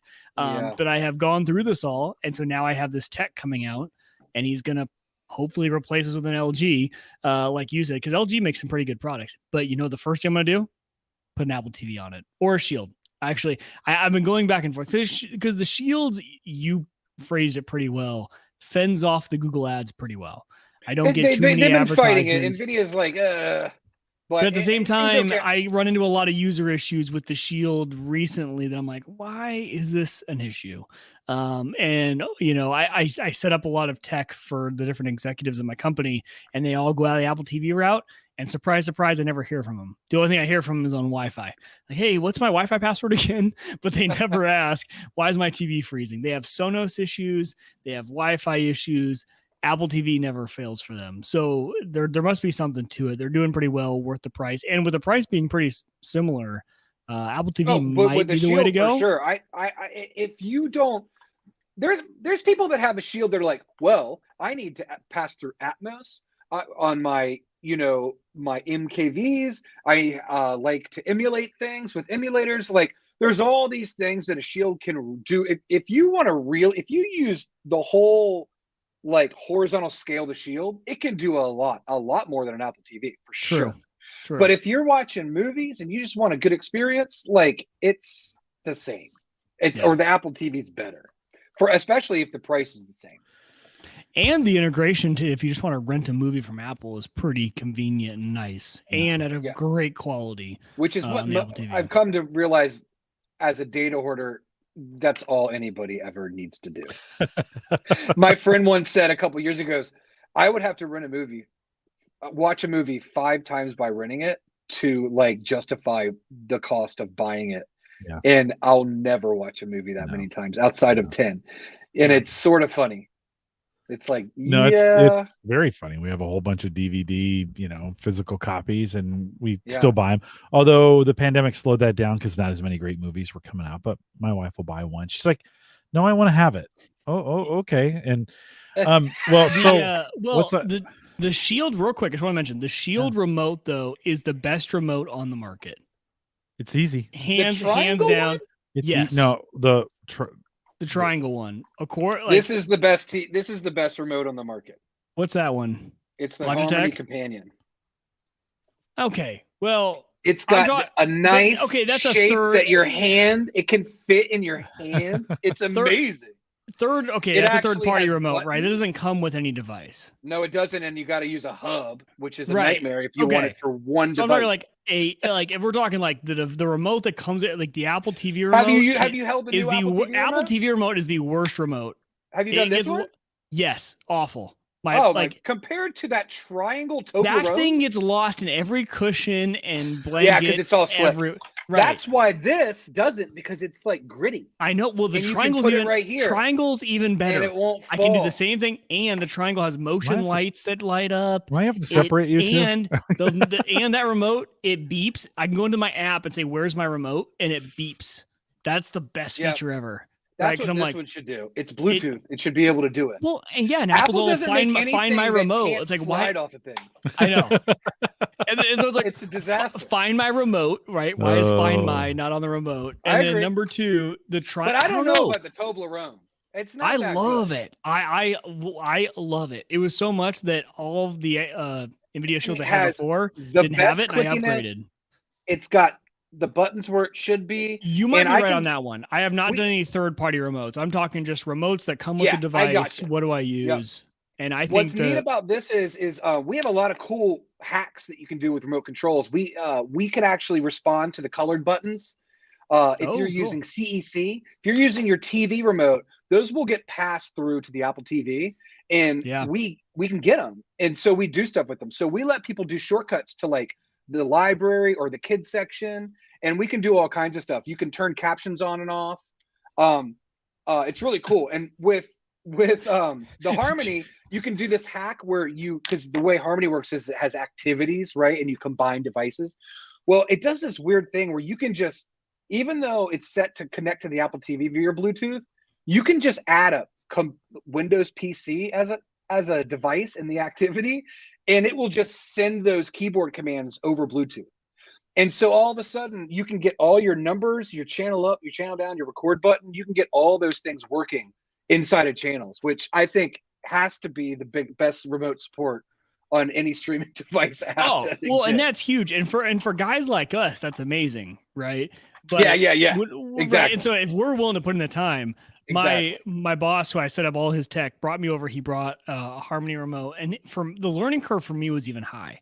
So I just want, like, if Apple could have the features of the NVIDIA Shield remote in form factor, we can go form factor of the Logitech, right? Take the Logitech form factor, do NVIDIA Shield, Find My Remote, some of the shake to light up, some of the shape where it doesn't slide between all the cushions in your sofa. We need to make the remote game a little bit better. That's my only complaint with the whole industry. If we could just get a remote that's good. All I want is for these device companies to make a meta button on their remotes, an info button. Yes. So that when you're focused on a movie or a show, you can hit info and you get contextual actions, right? I talked about earlier without pausing it. Click and hold. If you click and hold a movie in the library, you get all these cool actions that you can do, but you have to know that, and you don't. I remember a long time ago, and I don't know if you ever carried a BlackBerry, but BlackBerry had a button that did that, and you would scroll, and everything was focused on the BlackBerry. It was great, so everything would get highlighted. And whenever you were on something, you could click a button, and it would give you actions like send the email or delete it or blah, blah, blah. You didn't have to like click and hold. It was a dedicated button that you knew, if you knew how to use the device, that if I hit this button, it will give me options for this item. And a streaming device could go, it would be helped very much, especially completely agree. Developers would like that if you could do that. Consumers. I'm a consumer. I'm not a developer, and I would love that. Sounds great. John, anything else? We're running low on. It's a podcast, so we can go as long as we want. But anything, it's as long as people will listen. So anything else I missed in the? By the way, so just to your question, you almost had me convinced on the Apple TV, and then we started talking remotes, and I started thinking, the NVIDIA Shield is working. Like I'm gonna wait until it doesn't work to replace it. My buddy's in the middle of this long, terrible thing of his washing machine that's 6 months old being broken, and the guy came and fixed it, and he made it worse, and they got to get another one. And we made the joke about how, like, I'm just not replacing anything anymore, because if it's working, like, because you don't know what's going to happen. No, especially these days. Like, my wife was like, you know, she keeps complaining about our fridge, and we should get a new fridge, and I'm like, a new one could come in and have a million different other problems, especially right now, because they can barely make them. So if it's working for you, you can always buy it, set it up side by side, but also that takes a lot of time and effort. It does. Because the thought was I'd go Apple TV out there and we just have one TV. So bring the Shield back here for me to use, but then I just watch things on here. So on my computer, I mean, I just watch TV on my computer, throw it up on the ultra wide, whatever. So I think that's what I'm doing for now. I did for a second there. I almost had that Apple TV ordered, but well, I'll tell you what, when they introduced the new 4K Apple TV, it was almost a good point to say, well, I'll get that old Apple TV and then it didn't get priced, and the HD one stayed the same price. They're selling a 6-year-old 1080p Apple TV for $149, and it's embarrassing. Yeah. Because that's what I would do. I don't have a 4K TV, so I would. It's better to go that way, anyways. Yeah. The regular HD one, you just shouldn't spend. It's like buying an Apple Watch 3. Yeah. Like, it's so out of date. Yeah. Like the original. It's funny. People, our customers that have the original Apple TV, they use Wi-Fi instead of Ethernet because the Ethernet's 100 megabit and the Wi-Fi is AC. Yeah. I learned that at my own house one day. I had an Ethernet, and then I put it on Wi-Fi, and all of a sudden everything was seeking so much faster in channels. I was like, oh my gosh. Well, because it was at 280 megabits a second instead of... You just doubled your speed. Yeah. Yeah, for sure. John, anything else we missed? We shipped Siri shortcuts. It's something I kind of built the last couple days before we shipped, mostly because I was using my iPad a lot, and I don't know if you guys use iOS, but it's got this really great feature where it'll suggest things for you, and it's getting pretty good. I'll just go to the search, and it'll suggest apps, and I'm like, I do want the Starbucks app. It does a good job at knowing what you're doing and suggesting it. And I kind of was watching a lot of stuff in bed and kind of wished it had been doing that. So I went and added it finally. It's so funny how you come up with ad requests. You're like, I just wanted it. I mean, we've heard people say that on the forums. They're like, well, I guess if the developers don't do it, it's like, well, kind of. Yeah, I love it. I love it. So I added a ton of Siri shortcut support. So you are able to now you can open a section in the app. You can open a show. You can open a show and watch the most recent or the most the next unwatched episode. You can shuffle the show when it opens. You can open a collection and shuffle its contents and watch it. You can open a channel and watch it. There's a ton of stuff. But what's neat is not only can you do that on the device, you know, like most iOS apps, you can do these actions for channels on the Apple TV and Shield and other devices. So people might be familiar with the fact that if you're on a mobile device and you go to watch a channel or a TV show, if it sees other channels, apps on the network, it'll say, where do you want to watch it? Do you want to watch it on this iPhone, or do you want to watch it in the family room? And then you can choose family room and it'll start playing. Well, I built on top of that with these Siri actions so that you can now add these actions to your own Siri shortcut to turn on your TV, whatever home automation stuff you have. And then it'll even, and Siri shortcuts have this neat thing, at least for the Apple TV, because if the app's not running, it won't work. Apple TV apps don't run in the background. But Apple has opened this app on this Apple TV Siri action for your shortcuts, so it'll open it for you, which is really helpful. Android and Fire TV, if the app's dismissed, it's still running in the background, and that server that it communicates with, it'll still work and it'll show. So yeah, you can build these actions that will, you know, if you get up every morning and make coffee and watch the first 15 minutes of the Today Show, you can create something and have Siri just open it up for you. Turn your TV on and start playing the most recent episode of, you know, recording of the Today Show. It's really cool happening on the other devices. Yeah, I need to think of that more because I don't, we just have the little 5-inch Amazon device Uh-huh. in the kitchen, and it'll do those kinds of things, but it takes a while for it to do it, Uh-huh. and I've monkeyed with having TVs in the kitchen before, but I actually have an open one that I could put in there. All right, you got me thinking on all these. I don't generally watch a lot of TV, but this is the time of the year that I do. And Uh-huh. so it might be good to kind of think through those things. John, thanks for taking your evening with us. Always appreciate you having you out. Some super exciting things coming up with channels. Anything forward facing that you want to promote? You don't have to give away any secrets. We're not asking for those. But anything coming up that you can or want to promote? You mentioned the guide earlier, how you said it's really useful Yeah. and stuff like that. Well, Love the over the guide. last day or so, I pushed out to beta. You can see on our community, they're talking about it. I added some progress indicators to the UI everywhere for live TV stuff. So the on now, the guide, and the quick guide that you can get. Now, this is only on the Apple TV right now. Like I said, that's where the features are built first. It'll show status indicators of how much of the show is completed. So it gives you a little bit more information, and trying really hard to do it in a way to communicate how much of a show is, or even more important, a game has completed without adding a lot of visual clutter. So that's one thing I've done. The other thing is, and everybody should look out for this. I don't, if they're interested, I'm going to try to reach out to the community soon.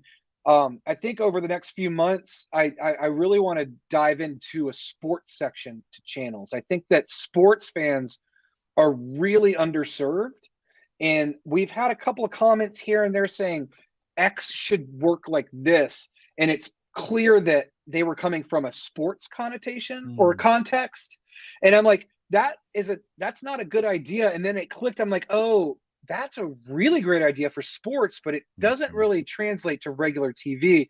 And it's something that's been sort of on my mind, and I think I want to start working on it soon to just serve sports fans a little bit better, because as of now, you record sporting events and it sort of gets stuck in this user interface that's been designed for episodic and seasonal based TV, where I think we could probably do a better job. And I'm a sports fan. It's really helpful because, like, I watch enough sports to not get us in trouble, right? And not forget about sports fans. But I think that there's people out there that the only thing they have on their DVRs is sports. And I've heard rumblings that people are like, I have all these old games. And to me, I'm like, I don't even know what that means. Why would you have old games? And I don't know how people. You're not a Huskers fan, obviously, because we live off classics? old games. We're in the 90s. We still live in the 90s, so don't get rid of those. But I mean, I guess sports fans record like a lot of sports, but like my questions are, how do they watch them without getting spoiled? Like how do you catch up? You can not watch Ted Lasso for 3 months. It's fine. But you can't not watch the World Series Game 2 for 3 days. It seems kind of weird. So I'm going to be reaching out to the community in the next couple of months to just try to figure out like what would help them, because I think a dedicated sports section, just like the kids section, would be something that's pretty interesting. And it sounds like it'd be fun. And really, again, another one of those features that somebody's going to be like, I don't care, and somebody would care. And like the kids section, where once you turn it on, it pulls all that stuff out of the regular library and puts it in the kids. We would do the same thing with sports. If you're light on sports, you don't turn it on and it's in your library and you watch just the one football game a week. Or if you're heavy into sports, boom, here's a whole section. What's on tonight? What's on right now? Blah, blah, blah. I don't know. But I think it could be helpful. I like it. I like your listening. I think that's every time we talk to you, that's what I hear. You're like, yeah, we're listening to requests that are going on in the forums. Bill in the chat room asked this question: once virtual channels are set up, how do you watch it? They're in your guide. It's through the guide. They're just in your guide. Now, there's two things here. One, if you don't use channel collections, which I'll explain in a second if people aren't familiar, they'll just be in your guide. So they'll be like a really low number at the very bottom of your guide. If you want, inside your client, you can mark them as a favorite and pull them into your favorites, and then you can get to them quick. But the best way to really do it, And the best way, especially if you have multiple TVs, is to really dig into channel collections, which allow you to just build sets of channels, right? So you can have if you set your favorites, you pick all your favorites on the server, and then you can do just maybe movie channels or just sports channels. And then you set those using server-side settings, our feature, and they go to every client. So there's they sync down. You don't have to worry about any of that stuff. You just manage it on the server and it goes to the client. And again, a client can have separate channel collections as well, because it works just like server-side settings. Now, then that's when you can put those virtual channels in. You can really mix them up. So maybe you've got a couple of movie channels like Hallmark Movies or Turner Classic Movies. Then you can put your own movie channel in there, and you can really start curating the way all that stuff works. I like it. I like it. A lot of options. Or what I like about channels is you can do all this. Or I set it up in 25 minutes on a Sunday afternoon. Do any of it. And it works like it works. The hardest part for me was getting the right over-the-air channels set, like, because I had to go through each channel and be like, okay, which ones are good and which ones aren't. Yeah. And that was just there's no way to make that easy. I just need to. We don't like show you details, right? You're going to have to watch them to find out. Yeah. And even, even I think in the HD Home Run app, it gives you a signal indicator. We do that now too. Okay, good. It's a little tricky because but it's not always accurate either. We've got stats for nerds like other things have, And so if you're watching a channel, just recently we added so that it'll show your signal on it. So it's nice. You can also do it externally and figure that out, and then just go hide the channels directly in. And that's what I did. I went in. Well, I went in and watched every channel. Like, okay, is this what I want? And then I don't need both Iowa and Nebraska PBS channels. They're the same. They're playing the same things, right? I really don't need both. So I don't need those going out and pulling channels that it's not going to, like, I didn't want Sarah trying to record from a channel that didn't have good quality. So I checked all the channels for quality.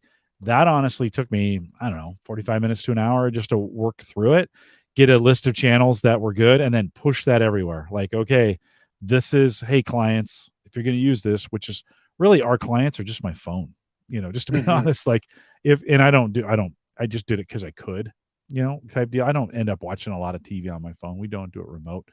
We got one TV. It's really all about Sarah. I'm a YouTube guy.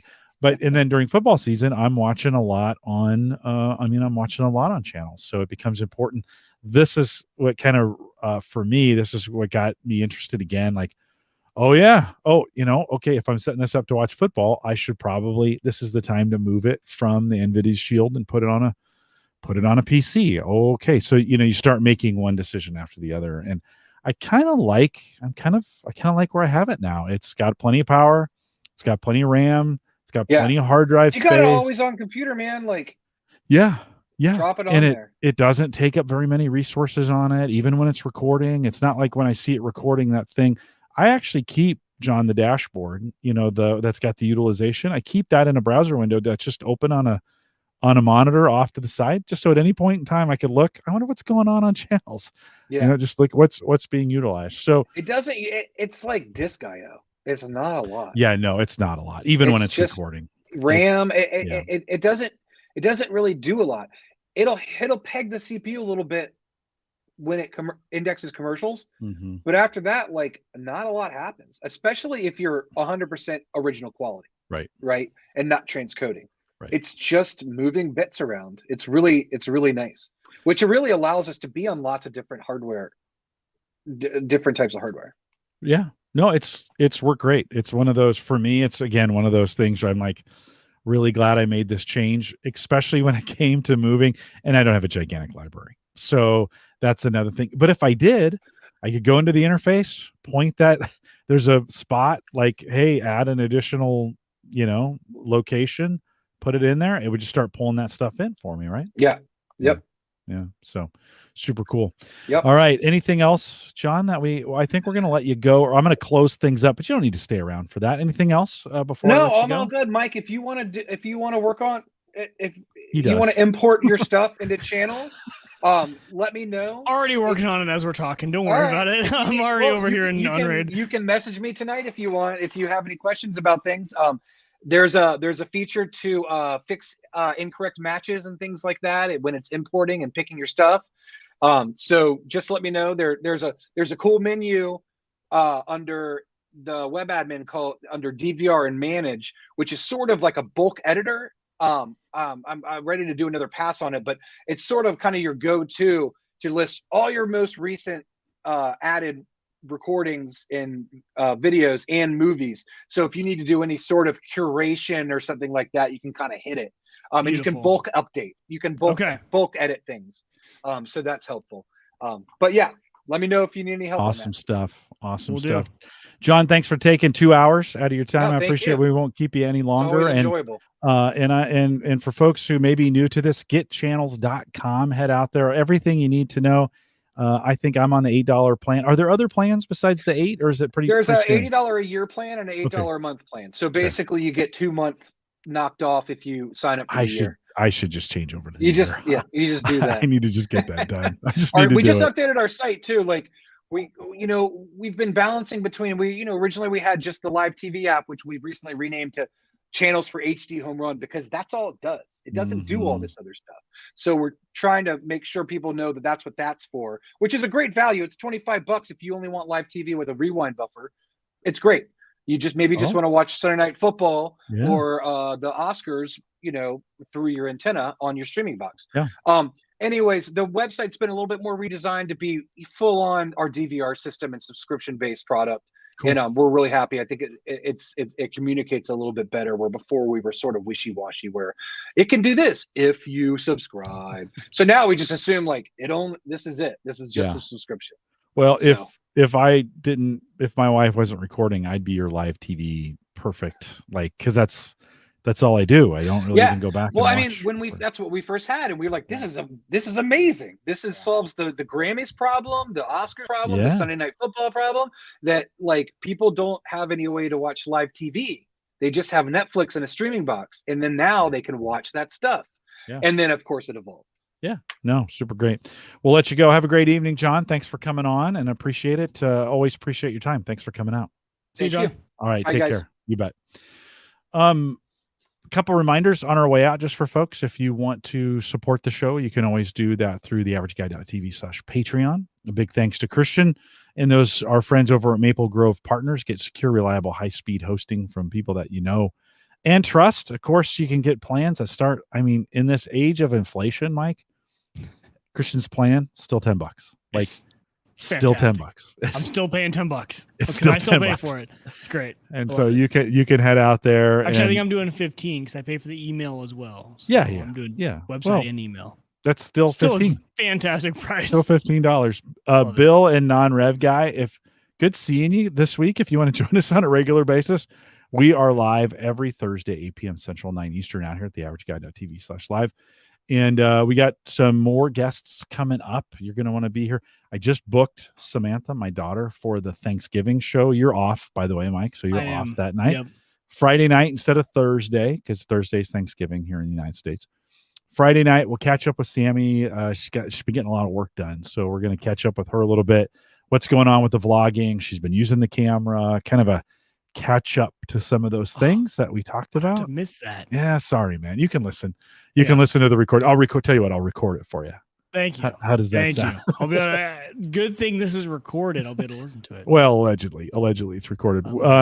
If you want to get me an email, high quality show notes too. So world class is world class. Allegedly, world-class show notes. Allegedly is what I heard. Until somebody emailed me and said, "What does world class really mean?" Well, everything you need is down there. So I actually came up with that when Andrew Morris started doing the show notes for me. I came up with it as a way to compliment him for the way he did his show notes, because I don't care about show notes, just to be honest. I don't really care. But Andrew was doing them for me, and so I started saying world class show notes for him, and it just kind of stuck. So if you want to send me an email, jim@theaverageguy.tv. Get in our Discord group if you want to do that, theaverageguy.tv/Discord. We'll get you there. Leave us a message if you got a comment, a question, whatever. You want us to cover something, head out to homegadgetgeeks.com. there's a little button over there that you can leave a voicemail on. You can subscribe from there too. It's kind of an everything. It's a one-stop shop, so to speak. You can head out to theaverageguy.tv and get that done as well. So lots of great things going on there. We are live every Thursday, 8 p.m. Central, 9 Eastern out here at theaverageguy.tv/live. And if you're listening live, stay around for the post show. I have to record a bumper for this show. So you'll get to hear me record the bumper because it's super important. With that, we'll say goodbye, everybody.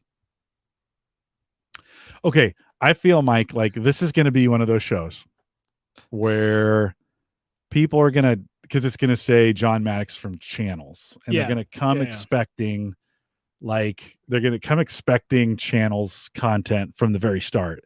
And of course, we're like, well, no. I mean, we talked a little bit about Plex. We had about 10 minutes of jawing about the weather and true, like we do, right? Yeah. So I'm thinking I should need a bumper. I think I should probably do a bumper, right? Okay. Do you think like there should be and maybe the two of us can do this together? Are you okay? Sure. Give me some text here. What do you want to do? Well, I'm thinking it needs to just be about 10 or 15 seconds. We can try a couple just to see what we get, because and then so I want it to be like, hey, you came here. I know you came here expecting. Let's just riff. Let me just start it, and all then right, let's do it. We'll see what goes. You and I are good at this. Let's go. 3, 2, 1. Hey, I know you came here expecting Channels content from the beginning, but this podcast, well, it's a lot like the rest of our podcast, and it takes us just a few minutes to get there, right, Mike? I mean, there's maybe a few things like the weather up front. It does. Yeah, there's weather, there's relations to other services we use, but primarily we're going to talk about Channels. Yeah, so we jot a little bit. If that's important to you, maybe you need to skip ahead a little bit. And I can't tell you, because we're recording this in the post show, I can't tell you how long, but it's going to be 7 to 10 minutes. There's some listen, if you're here for community, it's tons of fun. We'd love to have you stay. But if you need to skip ahead, I don't know, 30, Mike, is that what you do? You click 30 to get there? I do. Click that about 20 times and you'll be there. Yeah. Right? And if you miss a little bit, you enjoy a little bit of the community, which is also fun. Which is tons of fun. And we'd love to have you as a part of it. So if that's what you got to do, that's what you got to do. But we'll see you in the show. Thanks for listening. Now catch Home Gadget Geeks. Yeah, I like it. All right. Okay. Yeah. I like it. So where does that go? Like, that's going to go in the very beginning of both YouTube and the podcast. Okay. So recorded podcast version, recorded YouTube version. Got it. Yeah. Okay. Just for this week. This isn't going to be a regular. I knew with having Jon on here and Channels in that community, we're going to show up in some of those and I just know my friends friends on YouTube are going to be like, hey, all those comments. Yeah, didn't get to the show. The show starts at 7:45. Sometimes they kind of help you with that, though. Isn't that nice? Where they're like, show starts at 7:56. Like, oh, thanks for finding the time codes. That's true. And for the people who cared, they scrolled down and clicked on that. That's true. And for the people who didn't, they just watched all the way through. That's Joe, by the way, just thank you. You know why, but thank you. Well, he says it's all good content. Yeah, no, him and I have been talking, so he's hooking me up. So nice. Non-Rev guy says big thank you to Joe. Appreciate that, Joe. Thanks. Non-Rev guy says he just subscribed, so thanks for doing that. Bill says good show. Bill, great, good to have you out as a part of it. It's not like this if you're here for the first time. It's not like this every week. We kind of are a variety, but it's always sort of tech related, and sometimes it's more nerdier than others, and so. Appreciate you guys coming out and giving it a try. It's not all we're not all one subject, like next week. Gavin's coming on. I have no idea what we're going to talk about next week. In fact, let's see, what do we have coming up? So Gavin's coming up, and then Brian is coming on. He's usually, I haven't seen him out here tonight. He's usually in the chat room. Brian, and then Mike, the 18th. Are you around the 18th? Is that looking good? Okay. That's just give me one second. No, okay. Yes. Yes. Because the week I'm traveling in November is the week of Thanksgiving. Oh, okay. Which is the Monday, Tuesday. So I'm good. December, the week I'm traveling, is the week of Christmas, Monday, Tuesday. Oh. So I know we're good there. So I know both the weeks I'm traveling in the next 2 months, we're good. So it should be good. So Gavin and Brian, and then just you and me. So we're going to catch up. We're going to get everybody caught up on some things. Sammy comes on that Friday after. That's my daughter, by the way. If you're just listening, she comes on the 26th Friday the 26th of November. I got Jay Madison coming back, which is super cool, and I got Uncle Marv coming back. Yeah, And I so like it. I'm pretty pumped about that. And then I kind of need to get I need to get some other things scheduled through the Christmas holidays, or maybe we'll do something unique. Yeah. I don't know. Maybe do a couple shows, just you and me again. Kind of. It's been a while. I went on a. I know we were on such a streak of you and me. Now we have guests again. Well, I went on a streak. I gotta bring Dan Lefebvre back when you're here. Dan was a super good guest. He was a lot of fun, super nerd to talk to. So that was fun. We've got plenty to do in there, and so we'll catch up. Real quick, post show. So a little post show crypto.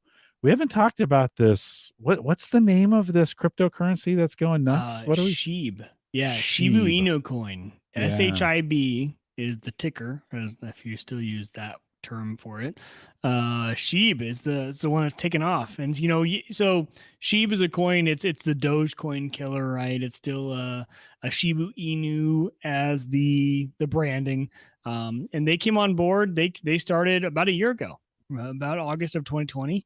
Came on board, and ever since they've been kind of slowly but steadily gaining a little bit of traction, and especially in the last few months. And now they are probably the number one player in the quote unquote meme coin marketplace. So as of yesterday, the entire crypto market was down yesterday, and Shiba Inu was up 70%.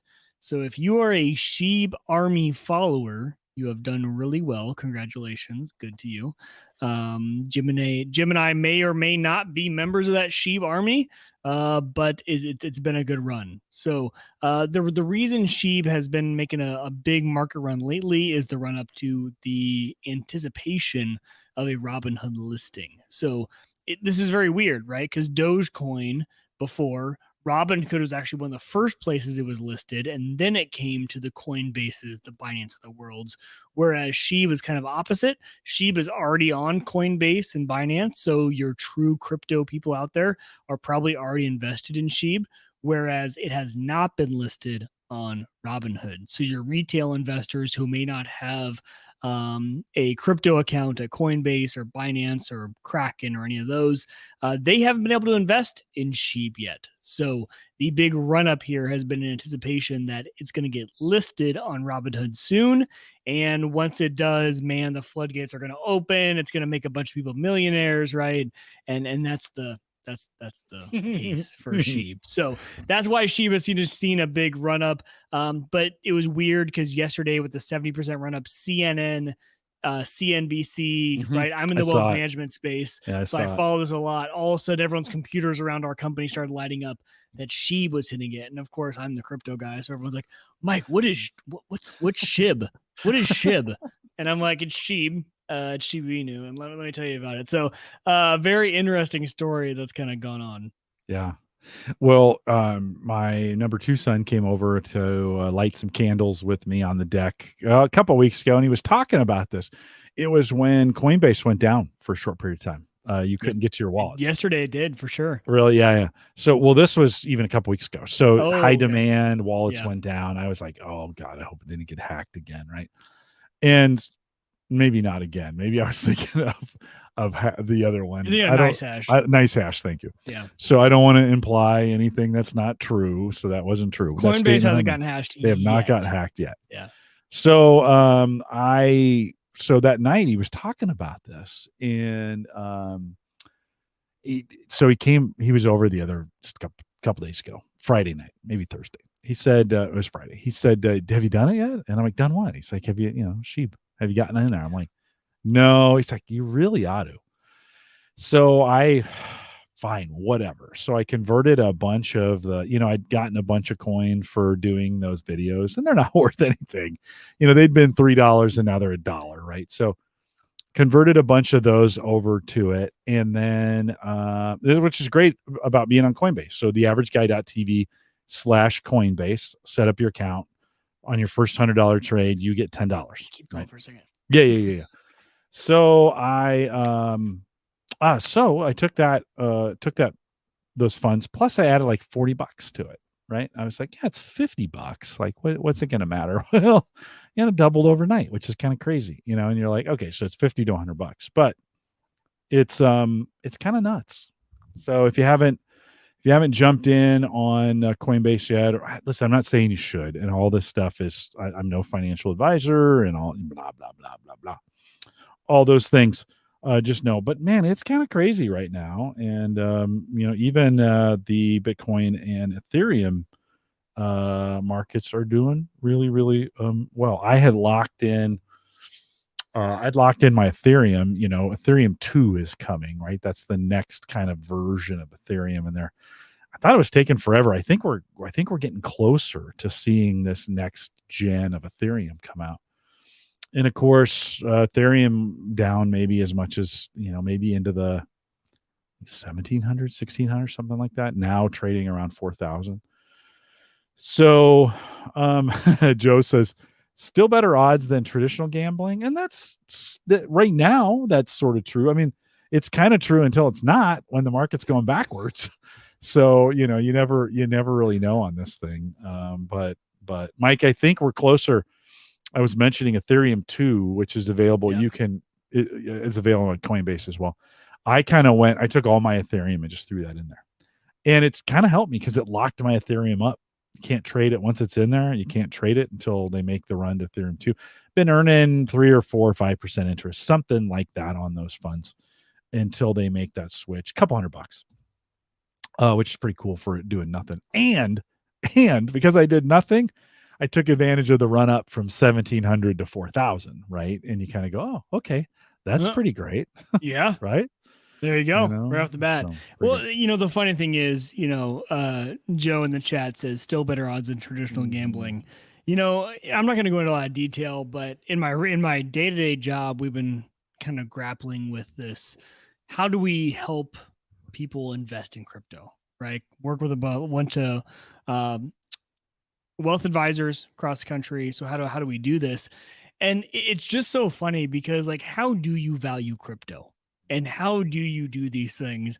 And there's no good answer to it, right? And so a lot of these quote unquote meme coins like Shiba Inu, the world this is one of the first few times they're dealing with like a world trend causing value, right? Like because I joked with some of my quant investment, really smart guys, way smarter than me, that like, hey, the way you value this is you look at the hashtag on Twitter and you see how many people are tweeting about it, and there's your value.